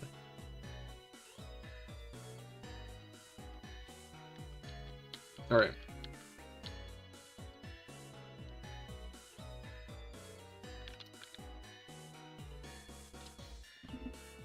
Burn Felix. What? Hummus for everyone. Real. Everyone gets hummus. If you pop down to One Stop and buy yourself some hummus. You right now can get some free hummus if you go down to One Stop and buy some hummus. For One Stop's retail price for hummus. Or whatever other Tesco-owned business is near you. There's probably one. Let's be real. It's fucking Tesco. I can't remember the ratio, but it's a really high percentage of money in the UK is spent in Tesco.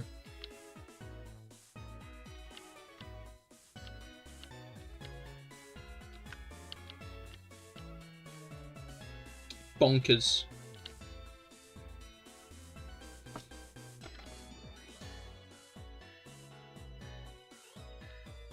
But with craft, sorry, but with craft,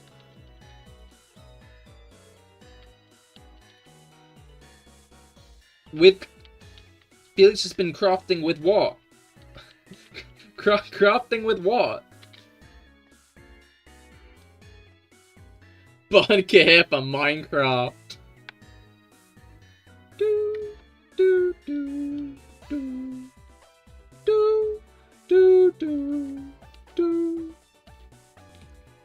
You don't think there's any in your country not British? Well, you're gonna have to go on quite the hike to go and get some hummus then, aren't you? Back rats and mice now have dinner, hell yeah. You made a spelling mistake and now Cahir's being sentenced for Minecraft. Look, it's reasonable. I'll plead guilty for Minecraft. You will catch me pleading guilty for Minecraft. It is my sin to bear.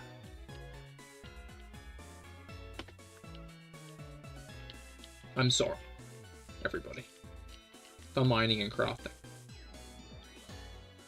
Sorry for mining and crafting.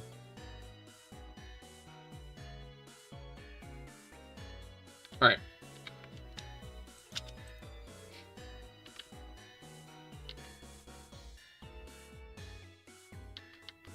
Now then.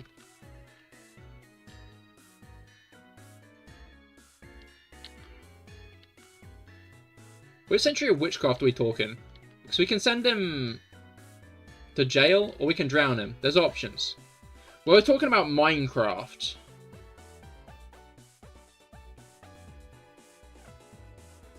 Felix, can you swim? Good question.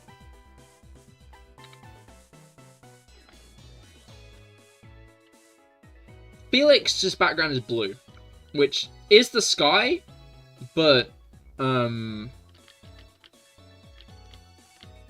kind of represents water in a way. Yes, really well, actually.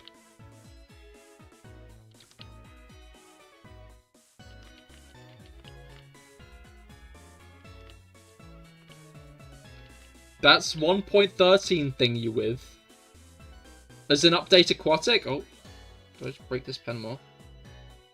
Sorry, I've been fiddling with a pen this whole time.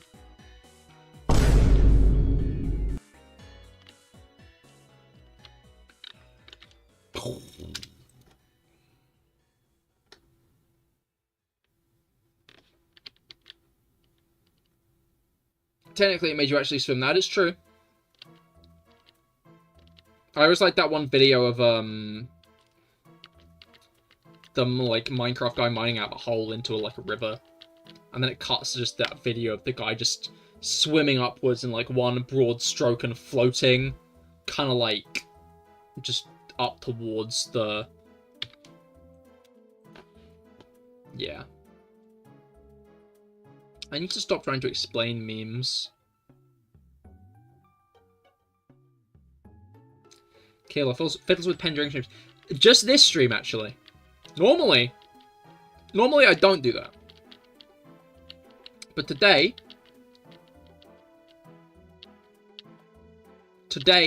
the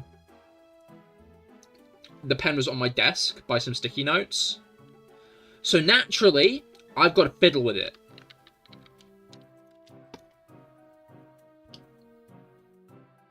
Very often, if there's something on my desk, do I just... Like, especially, like, a shiny hunting stream.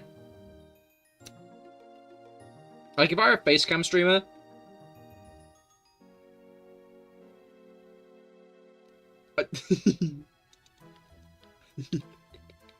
I'm now realizing me laughing after that implies, like, I'm doing something silly. My Twitch chat keeps disconnecting, and I'm kind of concerned about it. No, that's not the... That's not the tab I'm trying to open. This one is. No, the bitrate's saying it's fine.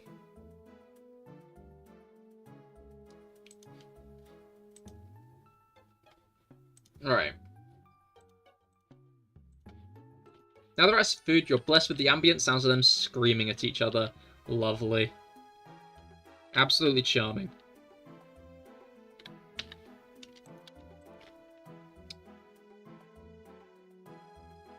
I think more animals should do that. I think it would be cool if fish did that. Imagine, like, walking past the fish tank and they went, like, oh, out their little fish mouths. Reset hunts hurt you? I don't know, they're kind of a vibe. Like, I get what you mean, but, like, there is no better hunt to stick on a podcast for.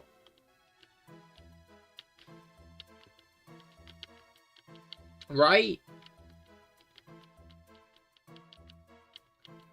Like, I have watched series after, like, TV series after TV series doing reset shiny hunts. Because they're, like, the best in multitasking shiny hunt. You could, like, fill out a job application while doing a reset shiny hunt.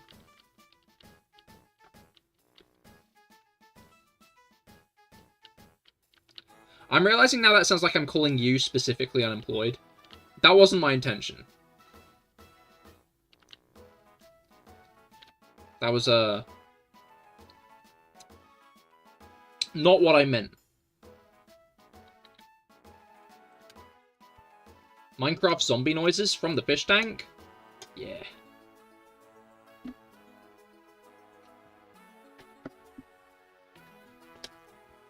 It's like, that's the issue with Patterrz in Minecraft. It's like, they make the Minecraft zombie noises. You just sound like a zombie. Yeah, but now I'm going on a tangent. Like, they make the Minecraft zombie noises.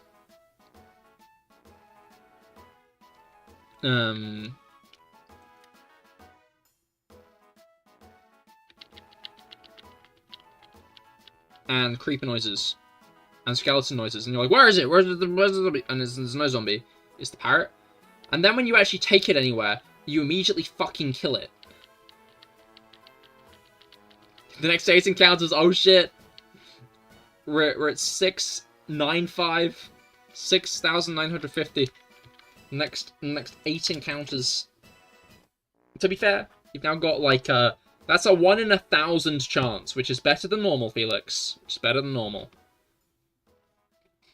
Then you listen to 17 podcasts and fill out 5 applications. Yeah, maybe more. Depending on which generation you're hunting in.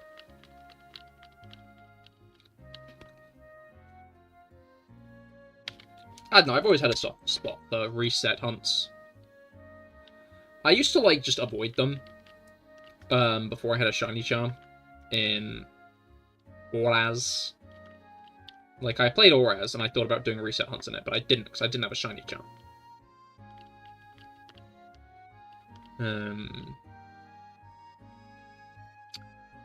And then I started doing them, and I was like, this is kind of a vibe. Why did I ever, like, gatekeep myself? Why did I ever be like, I don't have a shiny charm, I can't do this? You know? Don't know why. Don't know why. Not at all. Then you end up watching the entire One Piece series. Well, that's, like, all the rage these days, so it's probably good, really. Now you can keep up with people's conversations about One Piece. Sometimes Twitter decides that I like One Piece, and I'm like, I don't know what's going on here. You know from experience. Oh, nice. Congratulations on catching up with One Piece. Trying to remember what series I watched while shiny hunting. Because I've done a few long hunts. These days, One Piece has always been hot. You make a fair point, but I feel like over the past couple of years, like, One Piece fans have, like, been a lot more vocal about it being peak, right? I have to watch something I've already seen if I'm doing resets. Anything new just doesn't get absorbed by your brain. That's fair, that's fair. So from the beginning, how long did it take you to catch up to One Piece? I've not caught up with One Piece, to be clear. Or are you asking beep, boop, bop?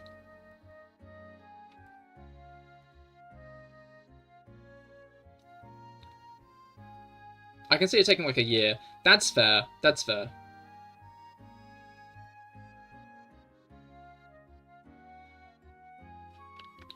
Why is your phone lagging H rather raw?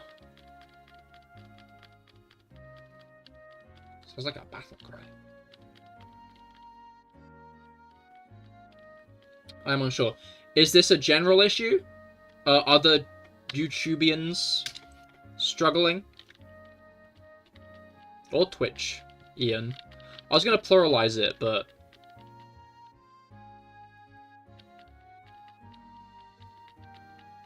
I think it's only Rob on the other side of the fence right now. On the other side of the picket fence. No, picket fence isn't the word I want to use there. That makes it sound like, that makes it sound like there's a... Think it's about the same as usual. What does that mean? Do you mean there's normally just consistent lag in the CahirLIVE livestream? Is that the implication there? Music.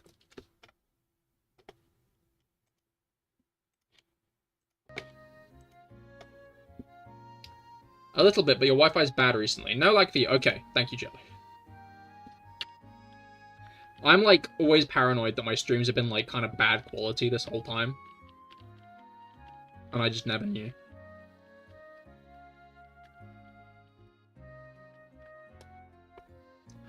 It's a secret paranoia of mine.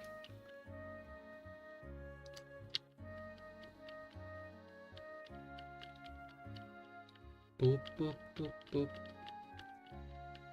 Friendship ended with Minccino. I've noticed it when doing Dynamax Adventures a bit. Interesting. Wait, why specifically Dynamax Adventures?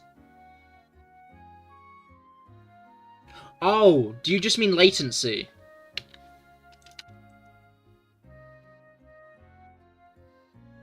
Yeah, sorry, Felix. Better luck in 35 encounters. It's fine. When we get to 9,500, then you'll have like a whole 100 encounters for it to be the shiny.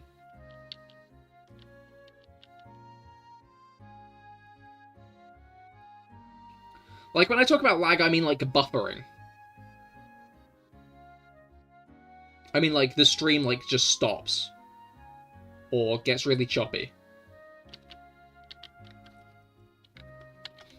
So ready for 95k?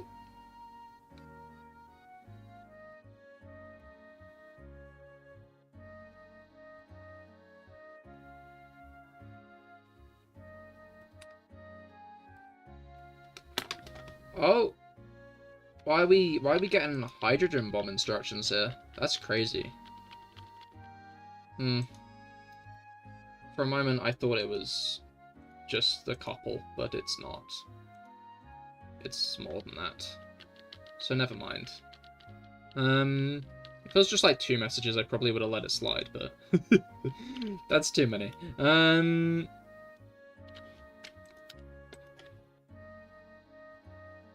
Never cared about Minccino, because I was too busy resetting for Snivy, my favourite starter of all. Sassy little snake boy. That's fair. I think I've, like, had all the Unova starters as my favourite at some point. Right now, I'd say it's Oshawott. I'm a big Oshawott fan. Who the hell was that? I don't know. Why would I know?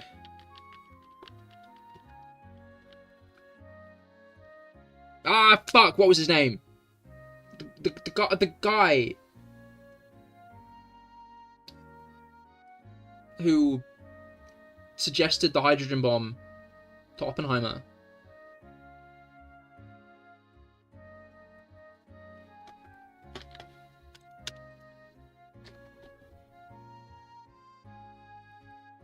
can't remember his name. Oh no, nothing like that. Okay, cool. That reminds me. You need to stick an Oshawott and Arceus. I also need to do that. I wasn't reminded by me saying the name Oshawott, but I do need to do that.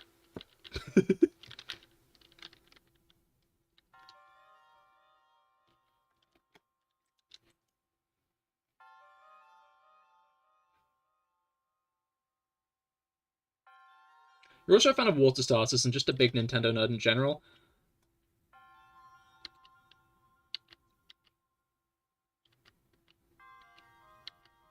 Just 5 left for greatness, oh no. Stick an Oshawott and Arceus. Okay, look. You raise a good point. Yeah, I don't really have... I know, like, a lot of people have, like, a type of starters that they kind of consistently stick with. And I know I'm green, so you'd expect me to have a specific type of starters I'd stick with. But I just don't. I go all over the place. But,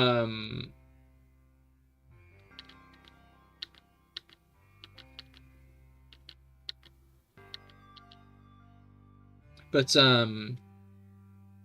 like, Turtwig is my favorite Sinnoh one. Quaxley is my favorite,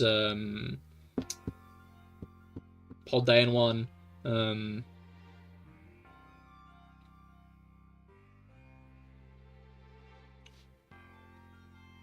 sure one of the regions... Scorbunny's my favorite, Gala starter. 2 Pokemon Squishmallows, Piplup and Togepi, some of your favorite mons. Hell yeah. I've got, like, a Dialga and Palkia plush, which I like. And I've got a Genesect one as well from when they, did the mythical distributions in 2016. I got a Squirtle plush from when I worked retail, and it was, like, I think the week after Christmas, and it hadn't sold, and I felt bad for it, so I bought it.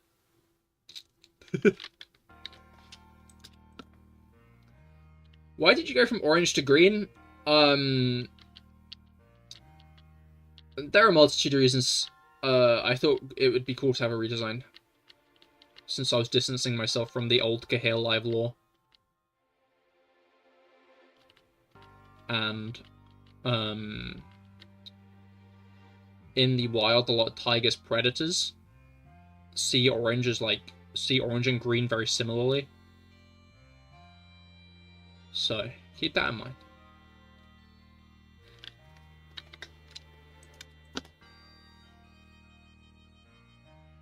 You also have 2 Funko Pops, Luxray and Oshawott. Yo! Yeah, I got, like, 1 Funko Pop. I've only ever bought 1 Funko Pop. I'm all to Gen 2 starters. I'll never forget being 5 and playing Crystal for the first time. I didn't know how to lead a starting room.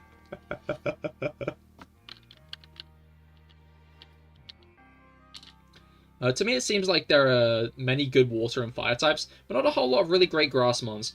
I don't know, like, Pokemon like Turtwig goes really hard. Bulbasaur, he's like the OG and he's like already peak. Rowlet, to be fair. Like, Poplio is my favorite of the Alola ones.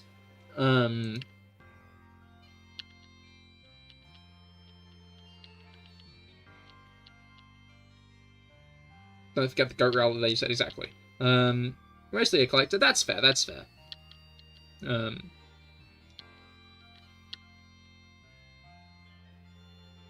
don't know, I've never really been that much of a physical stuff collector myself. I've always shiny hunted. Well, I've not always shiny hunted. But life-size Rowlet plush. I like that life-size Lucario plush. What the fuck was up with that? Pokemon plushies are crazy expensive, to be fair. That's also fair. I remember there was one of those sleepy ones. Again, when I was working retail, I checked the price, and it was like 40 quid. And it was only like a foot and a half. Which is still kind of big to be, maybe a foot. No, I think maybe a foot. It wasn't as big as I would have expected for 40 quid, is the point. It was 40 fucking pounds, and I was like, what's that much for that? That's crazy. You mean 40 pounds? Yeah, I mean, aside from starters, of course, you don't find that many grass types in the wild that really stand out. Oh, you just meant in general. I see.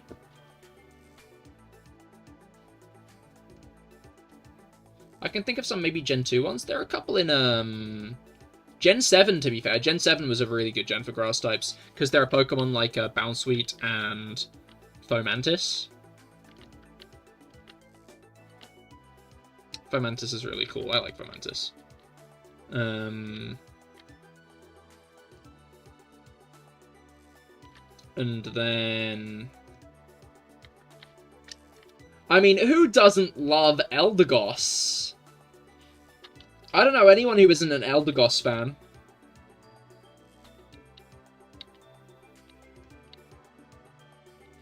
I was thinking of Lurantis and Lilligant. Yeah, Gen 5 is another good one with, Potney and Petlil.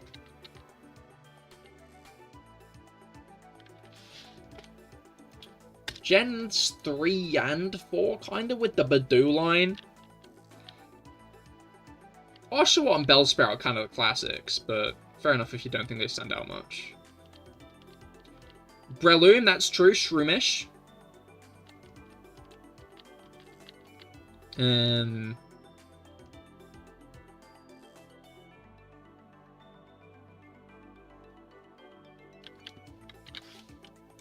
Skiddo. Capsicid's spunky. I like Capsicid. I might use a Capsicid at some point when I play through. Like, I want to use a Capsicid at some point. If it's in another Poldean playthrough, or if it's in a game after that for some reason has Capsicid in.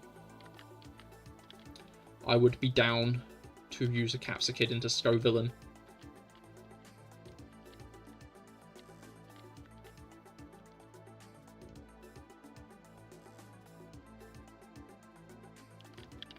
Right.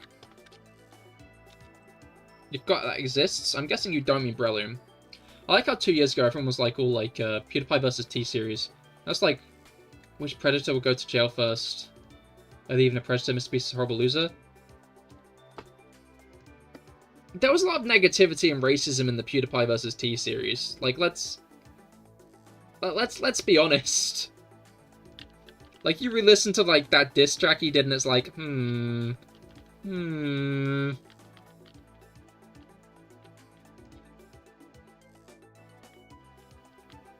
Like,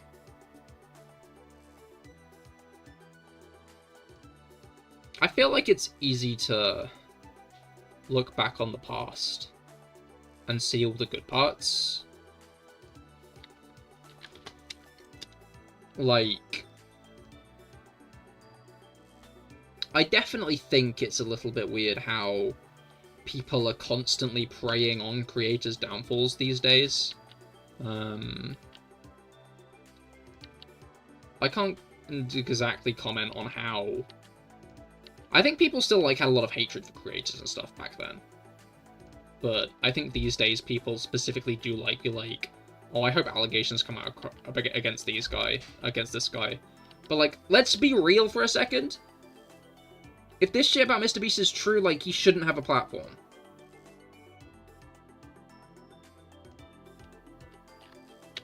Like, we're not talking about like people being negative. We're talking about Mr. Beast hiring a fucking convicted criminal pedophile. Knowingly. That's not good. That's not negativity. That's disgusting fucking behavior. Like, I kind of get what you mean. But, like, I feel like Mr. Beast is...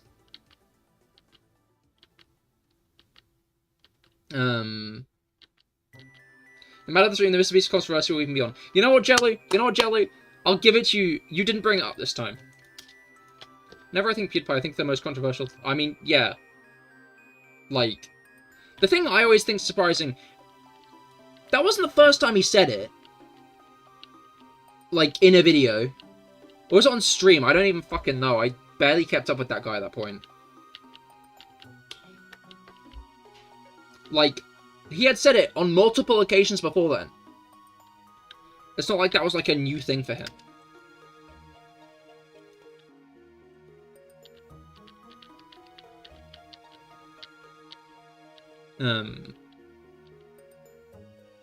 Like, that wasn't like a out of left field. That is rather atypical behavior. What does it even mean? What does what mean?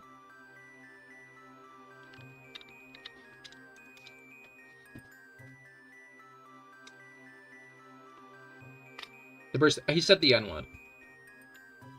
I believe he called someone the N-word.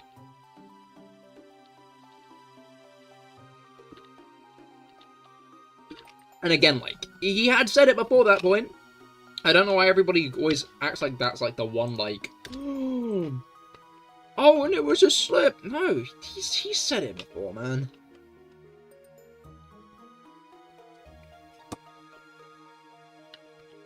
And, like, I don't know if PewDiePie's a Nazi. Or just, like, a guy with a platform that he doesn't quite know how to control in that way, that led to some of the things that happened. Why am I pussyfooting around it? To the shooting. Like, but the fact people call him it, I don't think it's for no reason.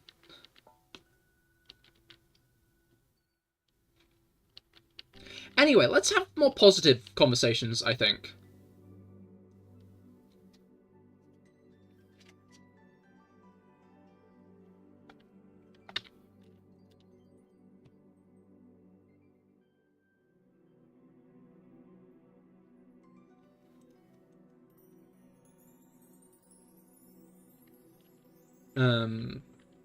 Bro, I keep watching Rage Bait and laughing at it. Wow, you must be so cool.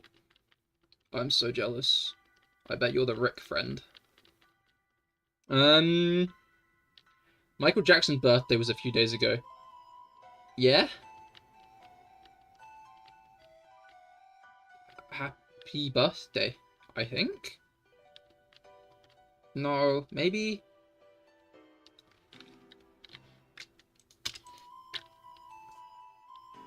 Positive thing. I mean, I don't fully know. But weren't there allegations?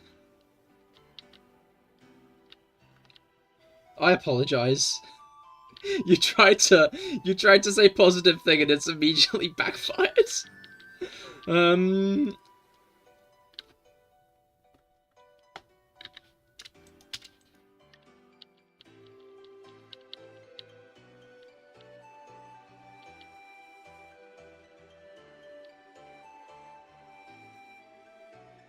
Alright,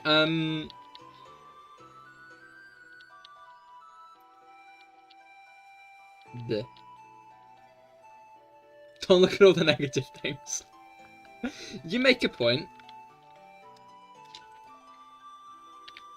I clipped Pokewalker to my dog, because I figured with tiny legs you'd do a lot of steps. It didn't really work. But a positive thing, that's really fucking funny.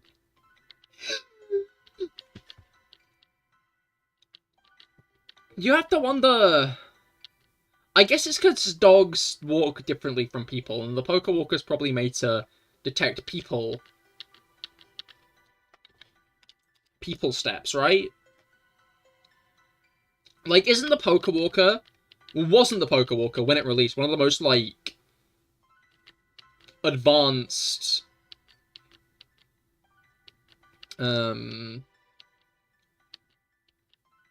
pedometers when it released. I like pizza, I don't think that's negative. Didn't you hear about what pizza did?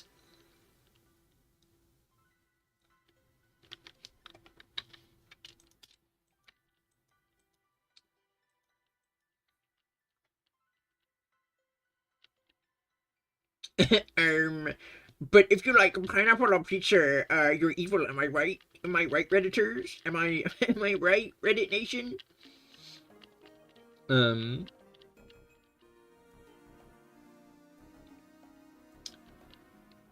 You don't like pizza and you don't think that's negative. That's also fair. You don't like Pokemon spin-offs and I don't think that's negative. Don't like Pokemon and negatives. Don't know what that is, but... Have you played Mystery Dungeon?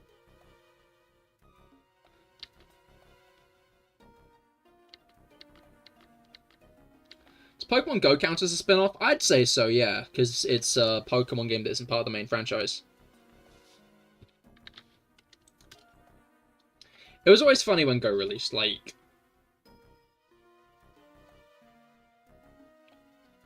That was great. That was a good time for Pokemon. Because Pokemon Go released that summer. Awesome. And then... I remember, like, loads of friends. I think I might have. I'm not sure. I'm not 100% sure. But, I remember a couple of my friends, made Australian Apple IDs, Apple accounts, specifically to download Pokemon Go early. Because it released in Go before... No, it released in Australia before it released in England. I'll forever be bitter that Pokemon Go required mobile internet access. Rich people privileged. That's fair, that's fair. Oh yeah, you did that. Yeah, no, I can't remember if I did it myself or if just a friend did it. Where do you live?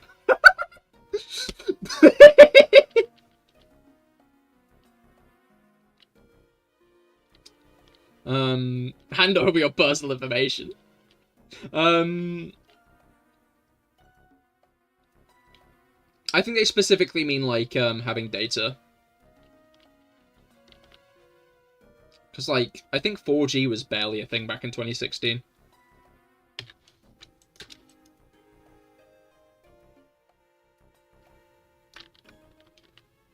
Finding Pikachu in 2016 was the stuff. Yeah, no, I remember, I went on a trip to London and caught a Gengar, and I was always hyped about that. But yeah, Pokemon Go came out at the beginning of the year, and then Sun and Moon was the next game that released.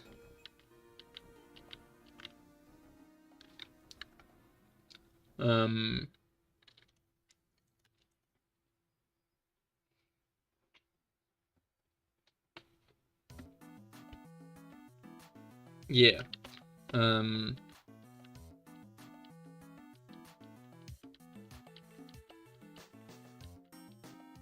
was it called? Yeah. It was Pokemon Go, then Sun and Moon, and that was peak. Pokemon Go caused you pain. It made you fall, but Pokemon Go did make you head on your journey to weight loss, and I've lost so many pounds now, so... Oh, that's good, that's good. I guess. The goods and the bads. Were you just looking too much at your phone and you fell down some stairs?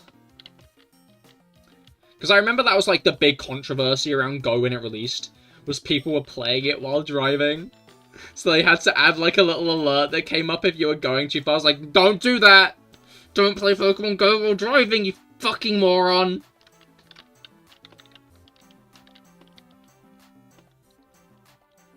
This was 2016, remember, Jelly?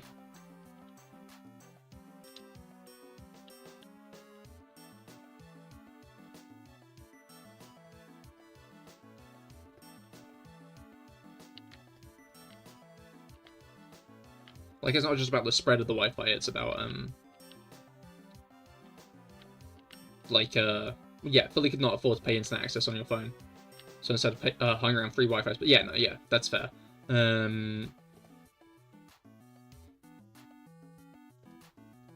That's right, I had to lend it from my dad, exactly! Exactly.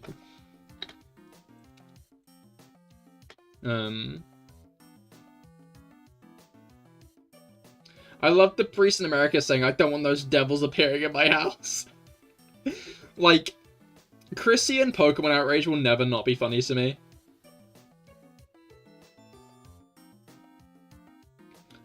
Like, Pokemon as a franchise...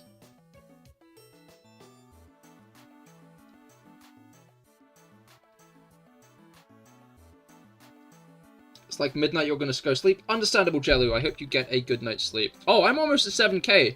I just realized I'm almost at 7k encounters. I just looked at my encounters things. Don't get the shiny, because I'd miss it. I'll consider it. But yeah, like, Pokemon as a franchise, right, is about friendship and respect. Like, in the anime and shit, it's always about, like, oh yeah, respect the Pokemon. They're our friends. The games, like, encourage you to play with other people to complete the Pokedex.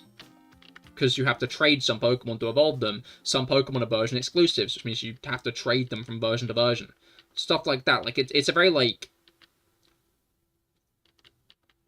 encouraging working together game. So, like, the pearl-clutching Christian type who's like, this thing vaguely, I think, might be demonic, so clearly it's a bad thing.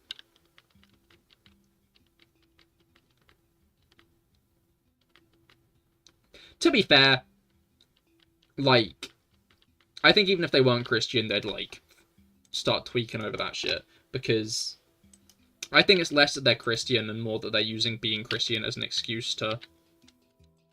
7K! Be weird. But yeah, I always find it funny, like, watching videos of that kind of thing.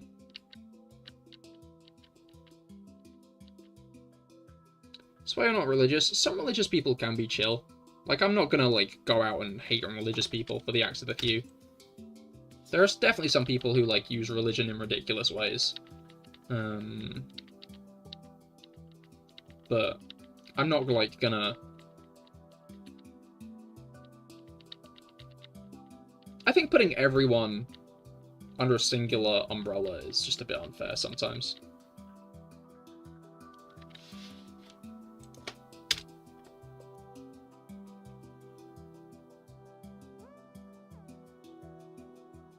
And you don't care what comes into your house, whether it's fly, devil, or man. Is there like a I'm getting it out bit at the end of that? Or are you saying you wouldn't care if like a person just came into your house? Because like, as the message stands right now, you were just saying, if someone came into my house, that'd be crazy. They can do that.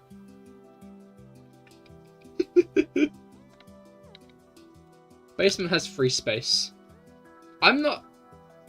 Personally, this is just my opinion. I don't think I'd like it if a stranger especially came into my house. I don't think I'd like that. Oh yeah, the one guy getting run over on the highway because of the evils of Pokemon Go. I mean, that's more the evils of being a moron. Yeah, no, please don't enter my house. Actually, I'm gonna be honest. I'm on your page. Jeremy's chill. Why is he walking into people's houses? To be fair, like, I guess that is very Pokemon encouraged as well. You know? Like, people in the Pokemon world are so chill. Like, a kid just walks into their house, ruffles through their, like, bin, and they're like, hey, kid.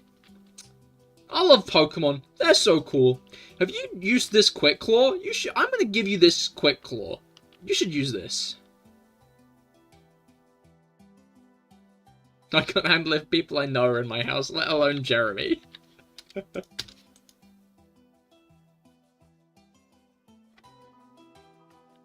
me, that's just winning the Darwin Award. You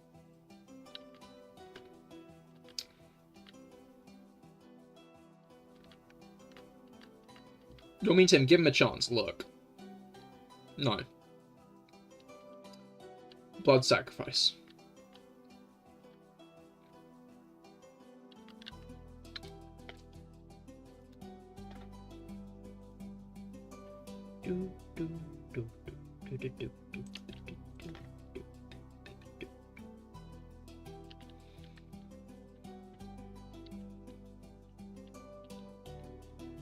If Jeremy is a rat, a spider, or anything other than a people, maybe I'd just let him stay. That is fair. It depends on how big of a spider, actually. I don't like big spiders. Like, there's like a limit, you know? Spiders can be a certain size. If they're any bigger than that, You don't need to be. Like, you're eating flies. You make big web and catch flies in it. You don't need to be that large for that. You know this, right?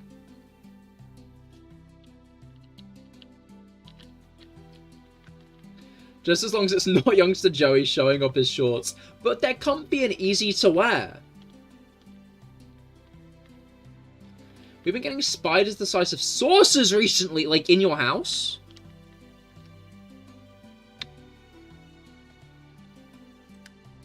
Like, you've been getting spiders the size of saucers in your house.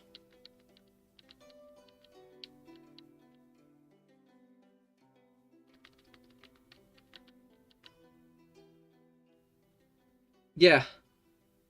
House spiders need bowls to catch them instead of cups. I've seen house spiders. They're not that big. That's fucking cute. Not in my house either, Rob. Like, okay, so as it turns out, if you put a spider from your house outside, it probably dies out there. If a spider's in your house, it's in there for a reason. It needs the warmth. You put it outside, you are sentencing it to death. But if you're too big, that's your fault. Like, come on, man. Size of a saucer. What do you mean the size of a saucer? It's like so large.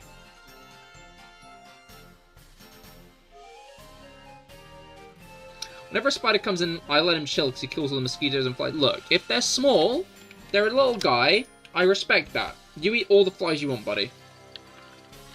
But like after it's up to a certain size, like, no, I don't trust you. You're gonna eat me. Right?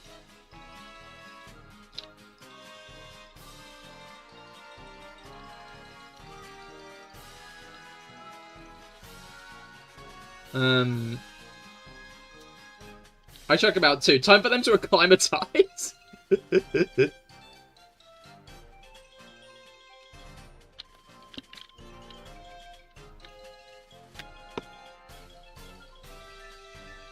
It's only spiders that are smaller than a frog, though. Exactly. Like, there's a size limit for spiders.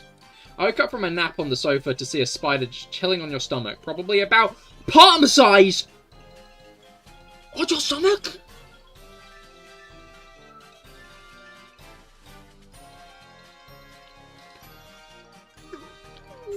I would not like that.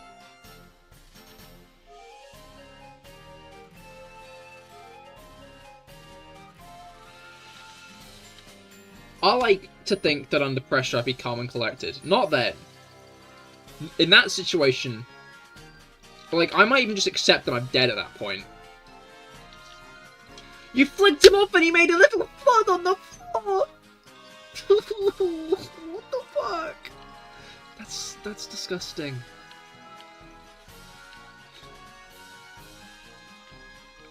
I woke up to see a small little dude coming down from the ceiling and land on me, but palm size? No, no, no, no. It's palm size? No, no, no, no, no, no, no. Mainly as Kim is shit scared of them, so, if I don't get them, they'll probably die anyway. That's fair. That's fair. Palm size. That's horrifying. Cannot stress enough. Horrifying.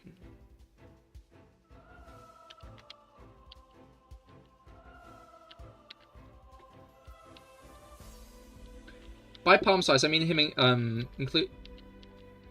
Yeah, it would probably cover your palm. Yeah, no, I understand what you're talking about. That's still fucking giant. Unless there is one exception to this rule. Spindly leg guys.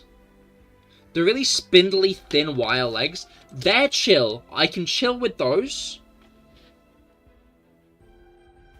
Because, like, they're big, but they're not big, you know? They're big, but, like, they're long legs. Sorry, I'm always confused. Because, like, daddy long legs, are they crane flies or are they spiders with spindly legs? I don't know. I don't know. Not for you, still scary. That's fair. Personally, I can tolerate it because, like, in total, their mass, not that big, but, like...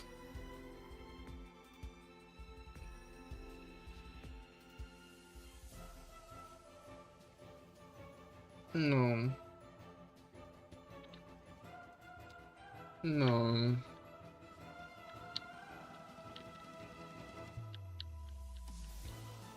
Palm size. These guys have legs where you can see the hairs. Beefy sort of toothpicks attached to her body the size of a small grape.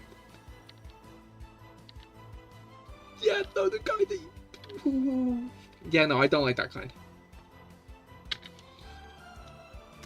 Like, I like to think of myself as a guy with not... I don't have arachnophobia. I will proudly say arachnophobia, nuh-uh, I don't have it. That, though, that's not arachnophobia. That's, an affront to most things, I think. You walked into the school bathrooms and saw a silverfish on the lid once. Oh, well, you see, that's the issue. They burrow into stone. Not toilets. It fucked me out to find silverfish were just an actual thing.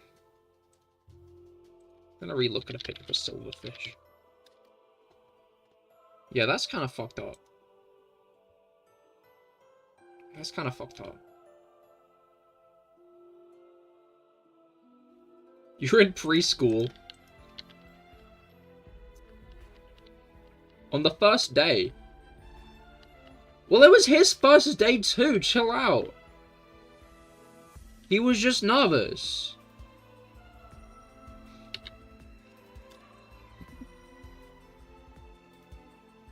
So it's like taking a small tarantula and making a lanky tent. You can... You... We get it, please, stop.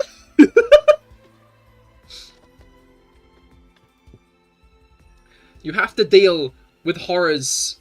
With the horrors. I understand. Please. I never used the bathroom again. Ever? You've never used the bathroom?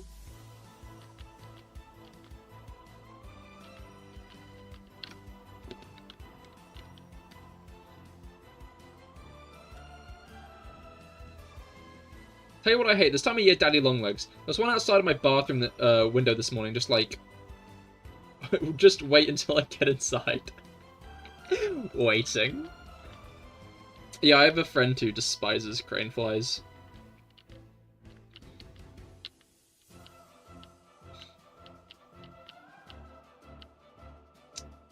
I can just about bear crane flies. Although I remember once I woke up in, like... Maybe I hadn't woken up. Maybe I was just up anyway. It was early. It was really fucking early. And I, like, kind of went to the toilet. Middle of the night. Went to the toilet. And this thing flew past me, and it was crane fly proportions, wasp colours. I don't know what the fuck's up with that. I don't really want to find out. Crane fly proportions, wasp colour. There was a wasp. I thought it might be like a queen wasp or something. I was tweaking. I was terrified. I don't know. Not on board with that.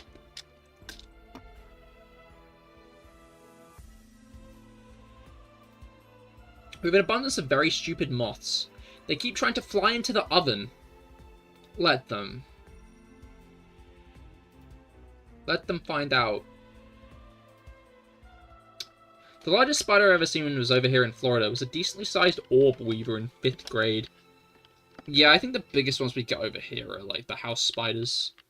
I've seen one, like, trying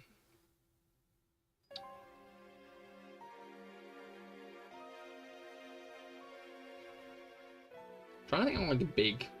There's been, like, a couple of decent-sized ones I've seen, but I've not seen any palm-sized ones.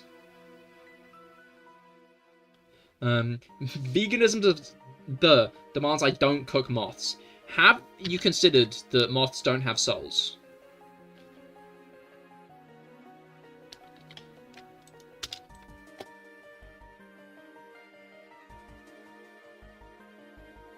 Open the cupboards and fridge to genuinely have more. Okay, I think you've got an infestation. I think you might need to, like, do something about that. I'm gonna be honest. But because of our lack of other bugs, we have mosquitoes, wasps, and a bunch of spiny, venomous caterpillars that infect our summers sometimes. Thousands of that's fun. I just remember when I was younger, like, I don't think there are, like, that many poisonous insects in the UK. And I just remember when I was younger, people always tried to convince you, like, the orange ladybugs were poisonous. It's like, no, we don't have to deal with that. We're fine. You in Florida, you know, you have to deal with that. Are they the spiny ones that look like you could pet them? They're, like, really fluffy? Or are they the spiny ones that just look like they're sharp? Woodlice are more abundant than moths. And silverfish, lots of those to eat. Are you living in a terrarium?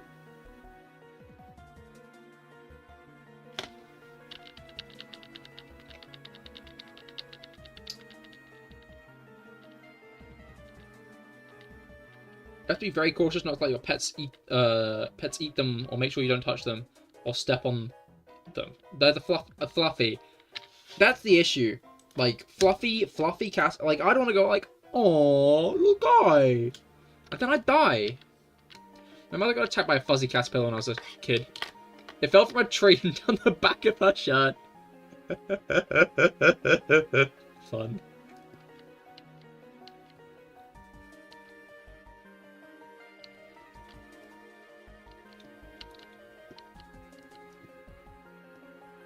Crazy how much, like, random shit there is in this world, you know? Like, poisonous caterpillars, like, sure.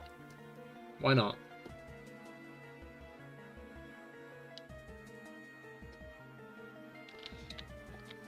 Insects that aren't wasps, but pretend to be. We have tons of fire ants, too. I also think Florida is still inside of the murder hornet phase, because I see them everywhere. They chill, though. No, the murder hornets are the giant ones. I think the ones that are being invasive at the moment are just the regular Asian hornets. Like, the giant Asian hornets, I think they're as, like, big as a palm. She now distrusts all caterpillars. That's fair, I can't say that. What if they're very hungry?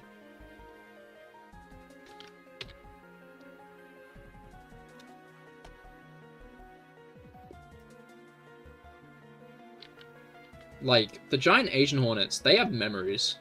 They can remember you. Which...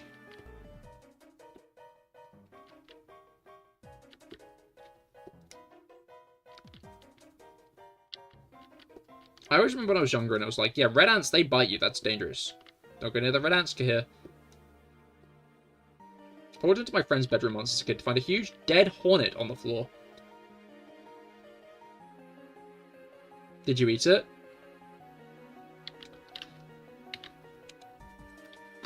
Once your grandma parked under a tree, and the next time she got in there, infested with ants just everywhere. Ooh. Yeah, we had an ant's nest in the wall this year, which wasn't great. I thought I got rid of it, but then, like, a few months later, during the nuptial flight, like, they'd all just come out again, and were, like, just all in the hole. Which was kind of bizarre. Like, I genuinely thought I'd gotten rid of them, but no, not at all. It was only half dead, and about the size of a toilet tube? That's fucking huge. Are you sure?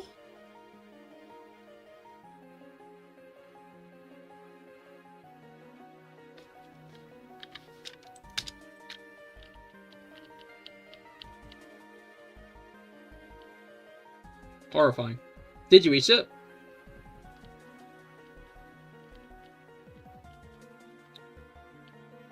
I had a close family friend, and they had a hornet's nest in the attic a couple of times, which wasn't great.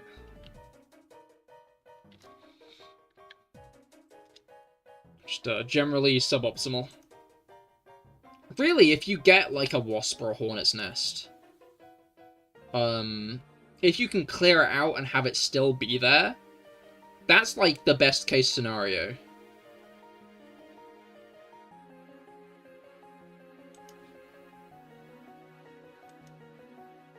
Might be one of those times where you think something's much bigger in memory. I like, not even the giant Asian hornets are that big. The biggest wasp, which hornets are included under the barrier of, the tarantula hawk, and I don't think they're all that much bigger than, like, your palm, so...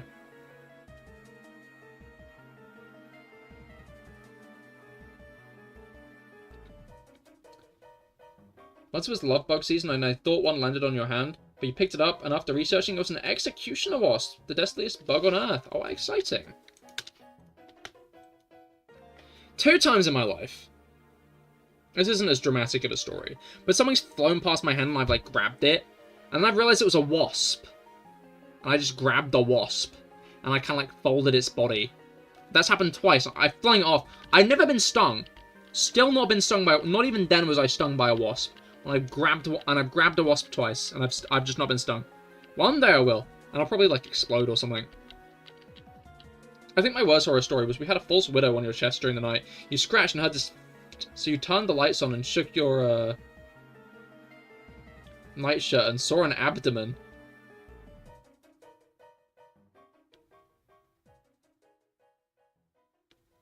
It made a noise?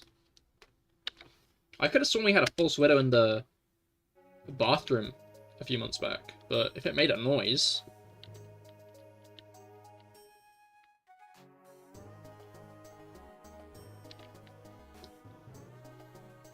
I was at a gym class and I threw the bug. The kid actually screamed at the top of his lungs and got in trouble. Real.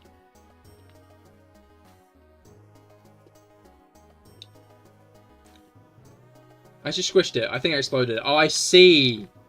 I see. Makes sense. Yeah, no, I think I had a false widow in the bathroom a couple of months back.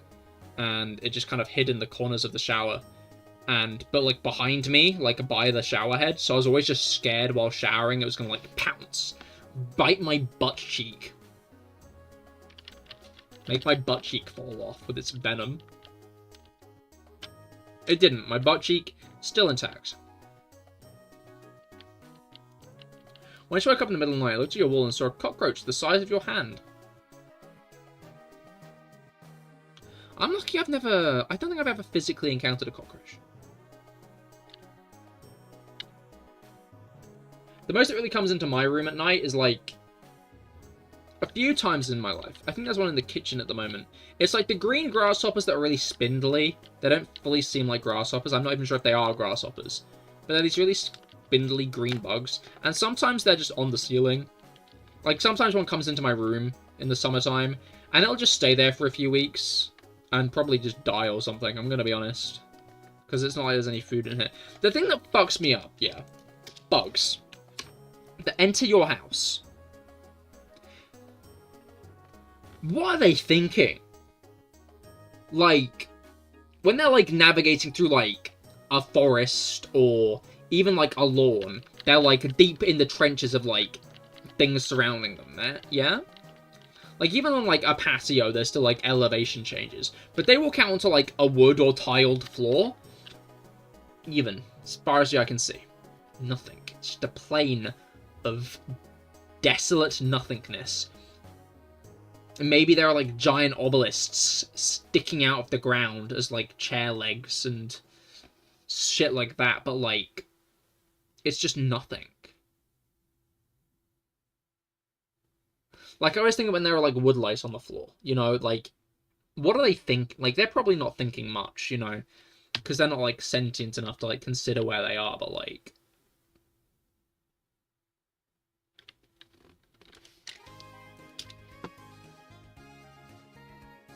It's fucked up.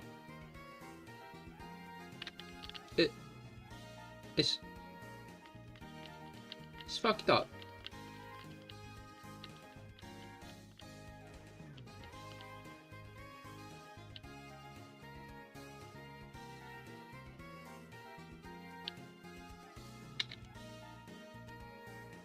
Oh, almost did the wrong button then. But I managed to not do the wrong button.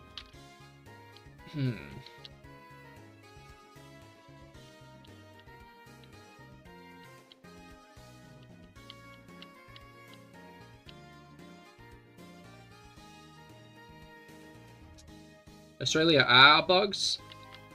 Real. I like those fucking... It's the huntsman spiders. I don't like them. But, they're not venomous at all, but they kill multiple people a year because they, like, hide in cars and just jump out at you. Horrifying. Why do they do that? They think it's funny? They think it's funny to make people get into car accidents? So rude. So rude.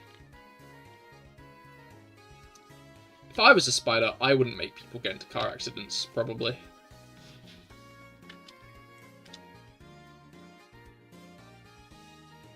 Alright. They'd kill me because I'd have a heart attack seeing one, then I'd crash. I always like that video of the spider on the windshield. And the guys are, like, laughing about it. They're like, oh, it's a spider, watch this. And then one of them puts on the windscreen wipers, which go over the spider. They don't knock it off the windshield. It's inside the car.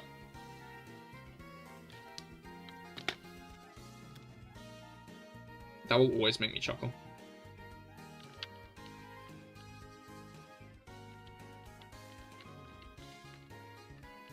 Uh-oh. Uh-oh.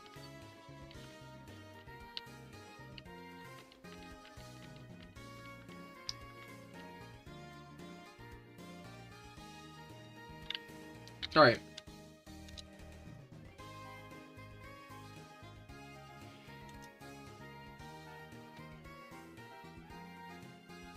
You know, Australia's got spider trees, Florida's got frog rain. Oh yeah, yeah. From it picking up, from storms picking up frogs and then boom, it rains them.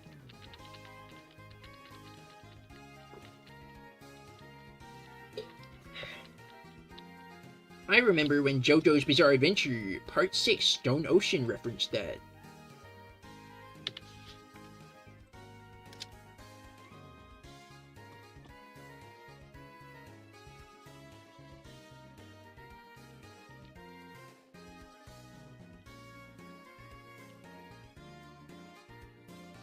The spider trees are like a common event though. Aren't magpies, like, arseholes in Australia? Like, they, like, attack people, which is fucked up. Like, here in England, it's like, you see a magpie and you recite a rhyme to see what your luck's like.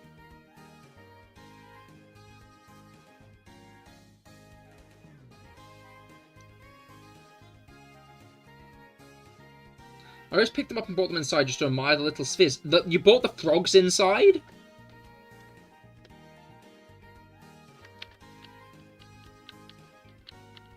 I guess they were probably dead by that point, right? I don't think you could be rained. I don't think you become a part of the water cycle and live. I'd be impressed.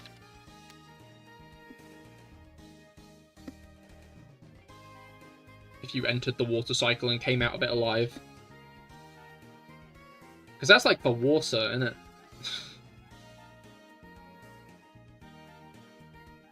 That's not for animals, that's for water.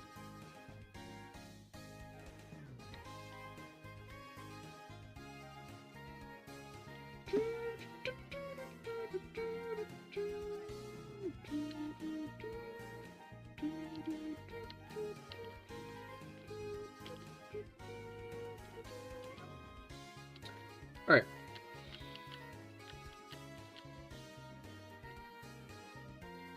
I would encase them in your hand so he wouldn't jump out. Then you put him in your creature tank with a few holes in it. Oh no, poor frog.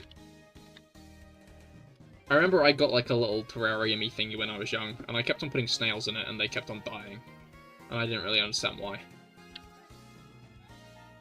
I also like putting ants in there. But they never really stayed in there that long for some reason. I don't know why. Maybe the air holes. I don't know why the ants in there. Maybe all the holes that were in the side of it, so they could breathe. Like, I think I want to get an ants farm at some point. I think that would go hard.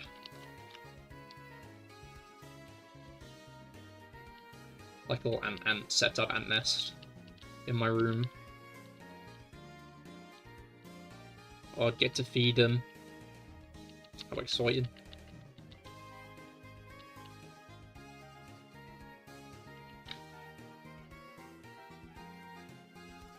Like, ants fascinate me. Okay, so... Which way around is it?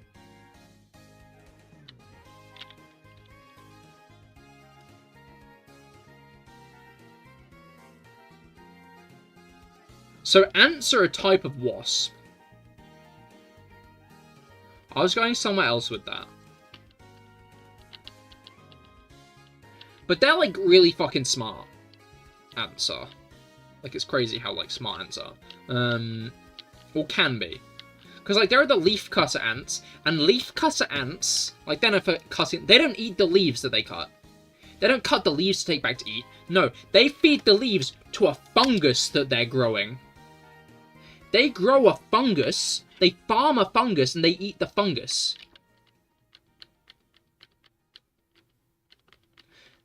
They got agriculture. What's up with that?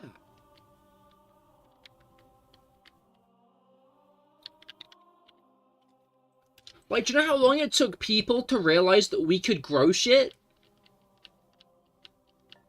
For most of human history, we didn't know we could grow shit. And, like, ants have figured that shit out.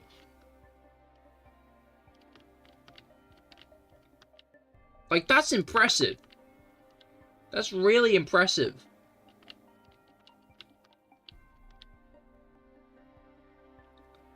And, like, I'm pretty sure there are, like, other instances of, like, ants just farming stuff.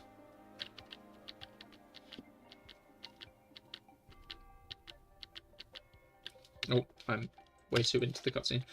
Every time I try gardening, I end up with a field of brown and grey. That's fair. Gardening can be kind of difficult. It ain't the easiest hobby.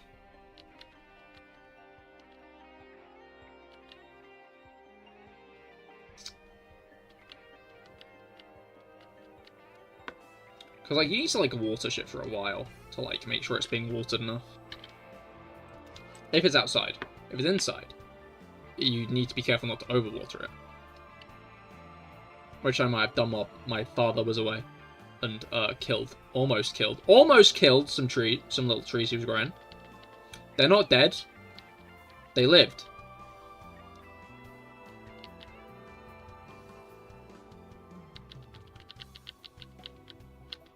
Genius.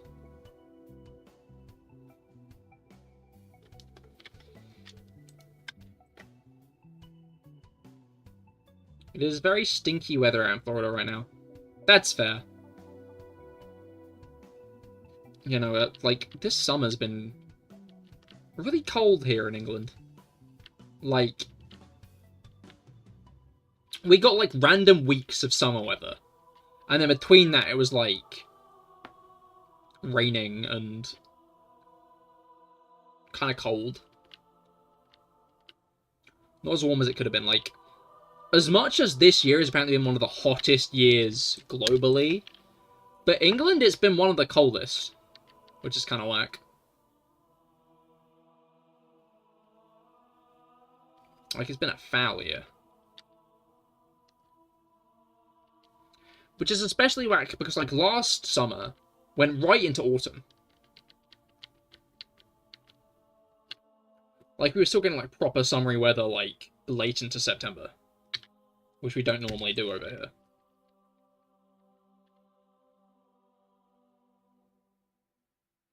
That climate do be changing, though. That climate, it be changing.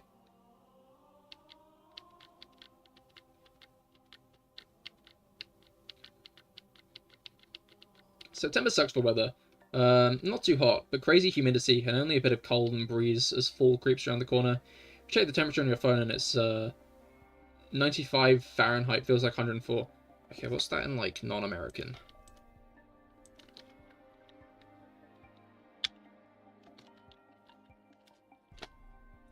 $35, oh.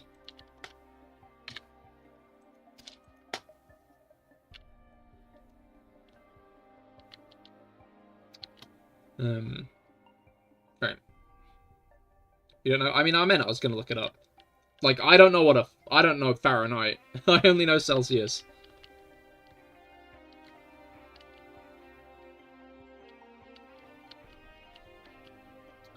Right.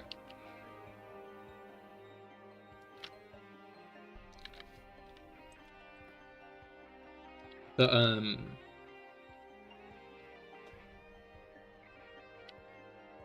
yeah, 35 to 40, yeah.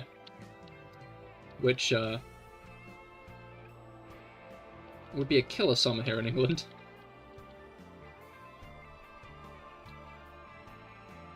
I always find the whole, like,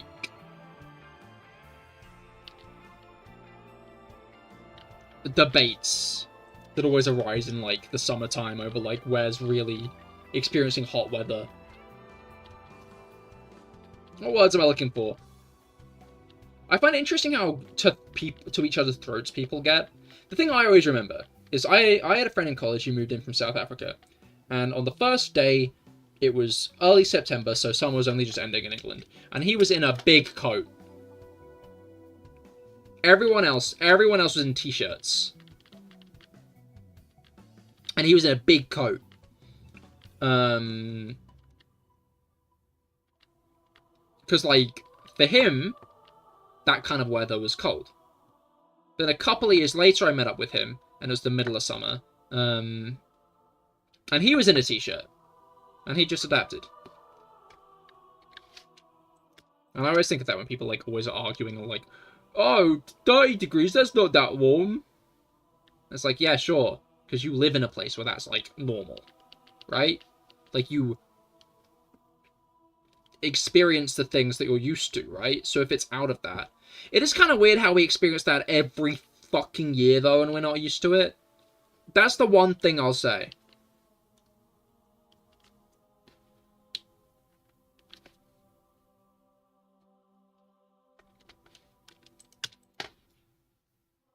Hey, at least stop Phoenix. That is true. I think I've seen the temperatures that translated.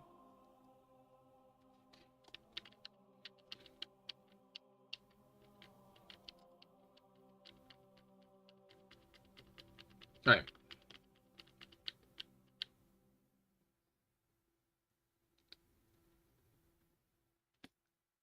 The temperature in Phoenix is lower than... 3 degrees lower than 35, as of 6 minutes ago. Ah. Well. I guess you'd rather be in Phoenix right now, then.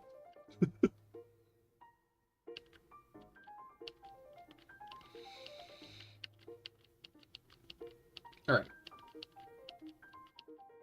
I'm gonna get to 70-70, and then we'll do the Pokidoku for the day. The Pokidoku.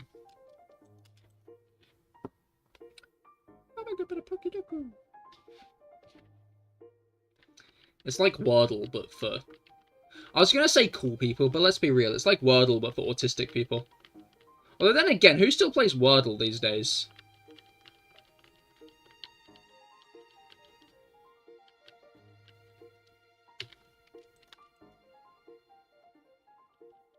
People still do. That's the thing that, like, shocks me. Like, people still play Wordle. You. Look, I'm only vaguely insulting you.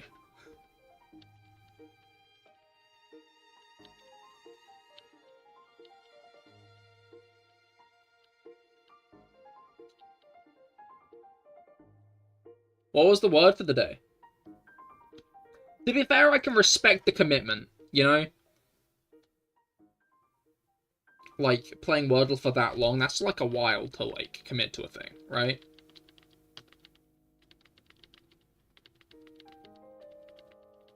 It's 31 degrees where you live? I'm guessing it's probably, like...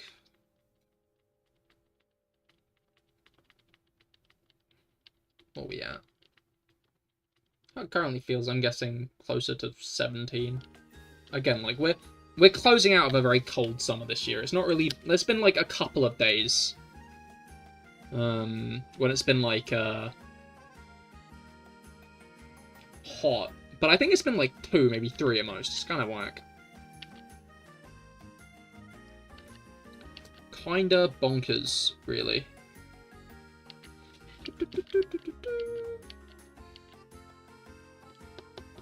All of the UK is London, so let me check the temperature in London. I'm not sure if Felix is still here. I think he's the only one who doesn't live. I guess I've always assumed Rob's southeast. If Rob isn't southeast, he's from the southeast.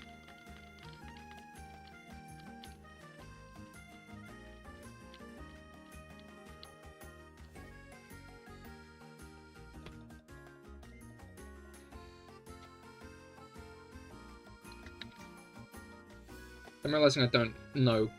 17? So I was right. I said I thought it was 17. Yeah, I'm southeast. Knew it. Knew it. Me when I get an accent correct.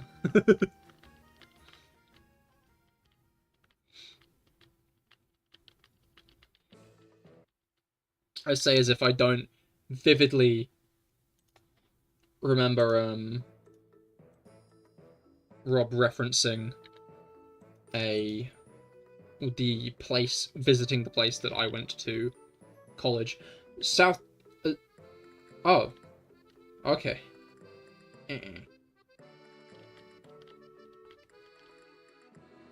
I guess I'm incorrect.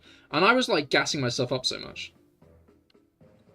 But there was confusion, so...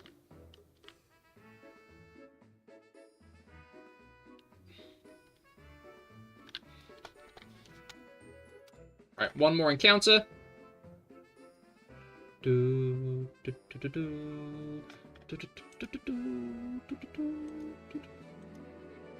Not that it matters, you were born in Exeter. Ah.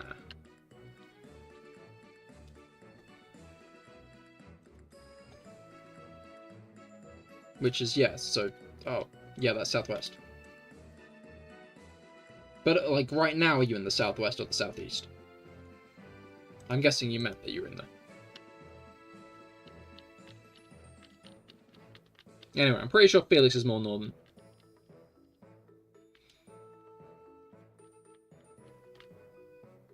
I mean, Felix is also American.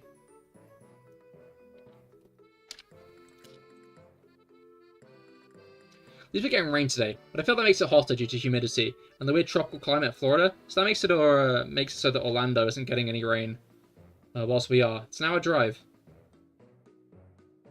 Yeah, that's pretty typical here, I think.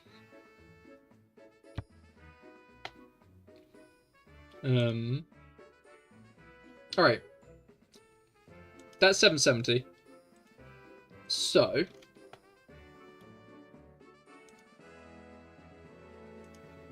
Boom. Pokey dokie time. Please don't give me the answers. I do like doing this on my own, but feel free to tell me categories I have already answered.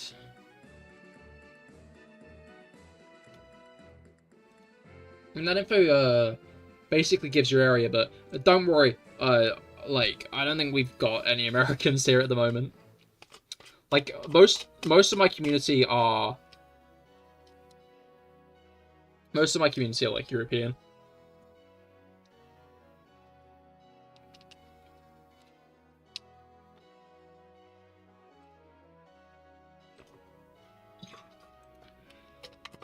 Which is surprising, you know.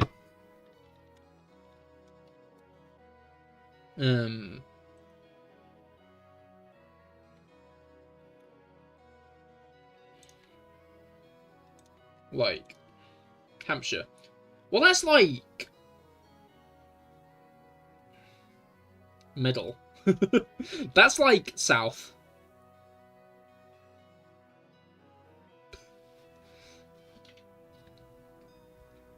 I guess it depends on, like... if west of London is southwest to you or not.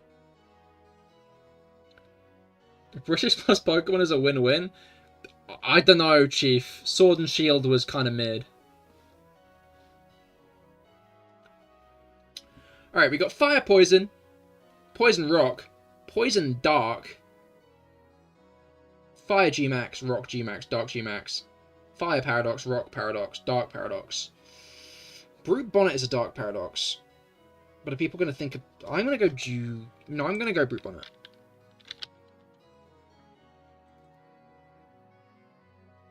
$25? I don't know how many Dark Paradoxes there are. Rock is...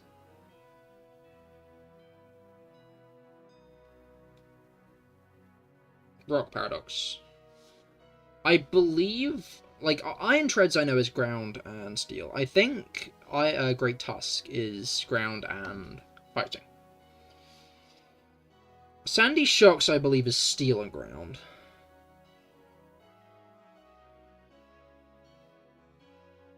Oh, Iron Thorns. Is Iron Thorns the only one though? No, Iron Boulder. Right?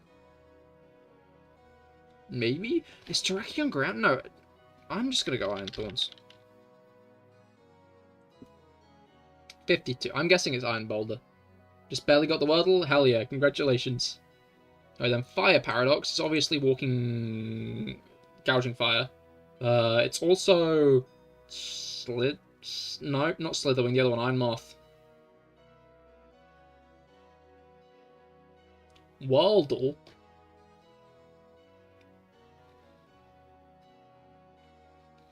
I'm gonna go Gouging Fire. Are people gonna remember Gouging Fire now? People remember Gouging Fire now. I managed to pick the higher two of both of these.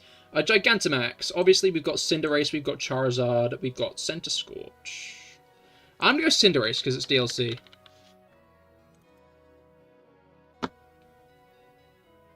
Wait, did they miss us doxing our places of birth? Hey, don't worry. I didn't. Ken.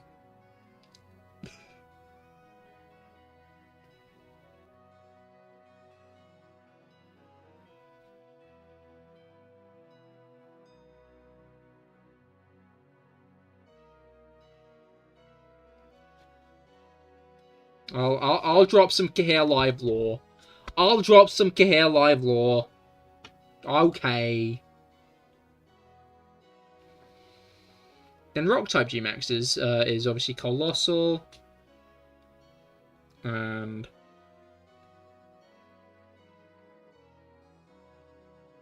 I'm gonna go turn to Dark, which is Grimmsnarl and...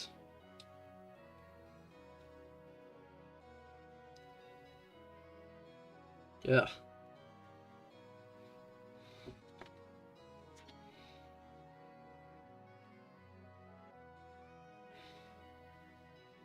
The Cahir Wiki is only running because of little lore drops like that. Yep, the Cahir Wiki, that's very much real. I know your cousins. Ah, interesting.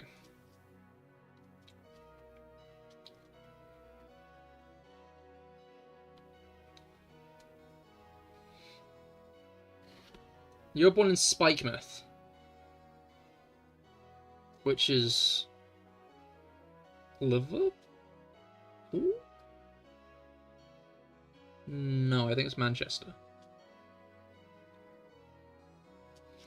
Wait, when was there a Chair Wiki? Cahir, stupid or... No, Chair. Chair. It's an alias, don't worry. Type in Chair Wiki, I'm sure the Cahir Wiki will come up.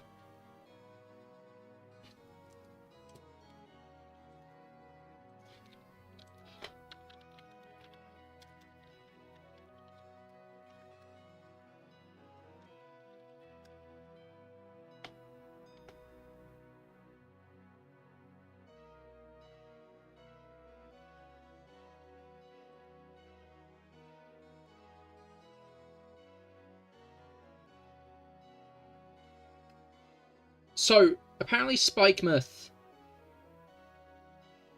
is meant to be in Wales. But I don't think that's gonna... I don't think that's what you mean. I know Spikemouth is the place in Galarop, but I think Felix means where it's based off of. I think the specific thing that Felix is trying to work is, like... He was born in Spikemouth's inspiration. No, it's worse than that.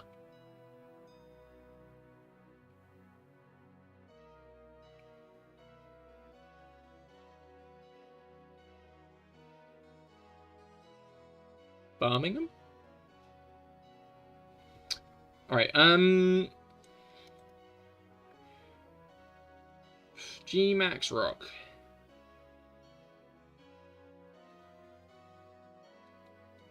Is there even multiple G-Max Rocks? I'm just gonna go with Colossal. It might just be Colossal. It's not, there's another. Oh shit. And then finally, Dark type. Oh, that's Urshifu.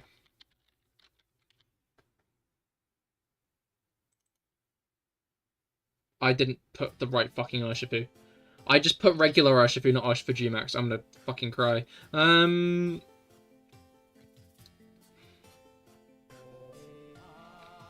Poison Fire, Poison Rock, Poison Dark.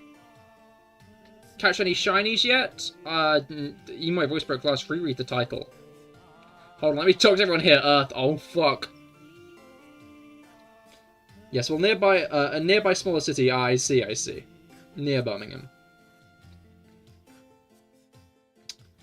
Poison Fire is Iron Moth. Oh, that's why Gouging Fire is higher. There are other fire poison types though, right? She was, I really need to piss. I shouldn't hang around too long.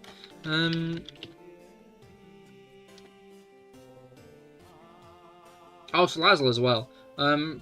Poison Rock is Baroom. Steel. Fuck. Poison Dark. I can get this one. Alolan Muck. Okay, didn't do that great today. Oh, Glimmet and Glamora, of course. Iron Moth Salander, Iron Moth lowest here, Iron Boulder was the lowest here, Brute Bonnet was the lowest here. Urshifu Single Strike G-Max was actually the lowest in this one, and I got it wrong. Oh, of course, Quillfish is in that category as well. And then Dreadnought was the other rock type, of course. Alright. Because no one seems to live in the USA. Say you're in Tampa. Yeah, lost on us. But yeah, I'm gonna end there. Partially because I've got some business to attend to. But yeah, thank you all for coming. I hope you all had a great time. We finally hit 7k on this hunt. Maybe we'll get it someday soon. Probably not. Next stream will be tomorrow, where we'll be continuing on with our Pokemon Soul Silver Nuzlocke. We will be beating Misty, probably, and doing more of Kanto, so I'd highly recommend stopping by. But yeah, I hope you all had a great time. I certainly have, and I will see you all tomorrow. Goodbye, and good night.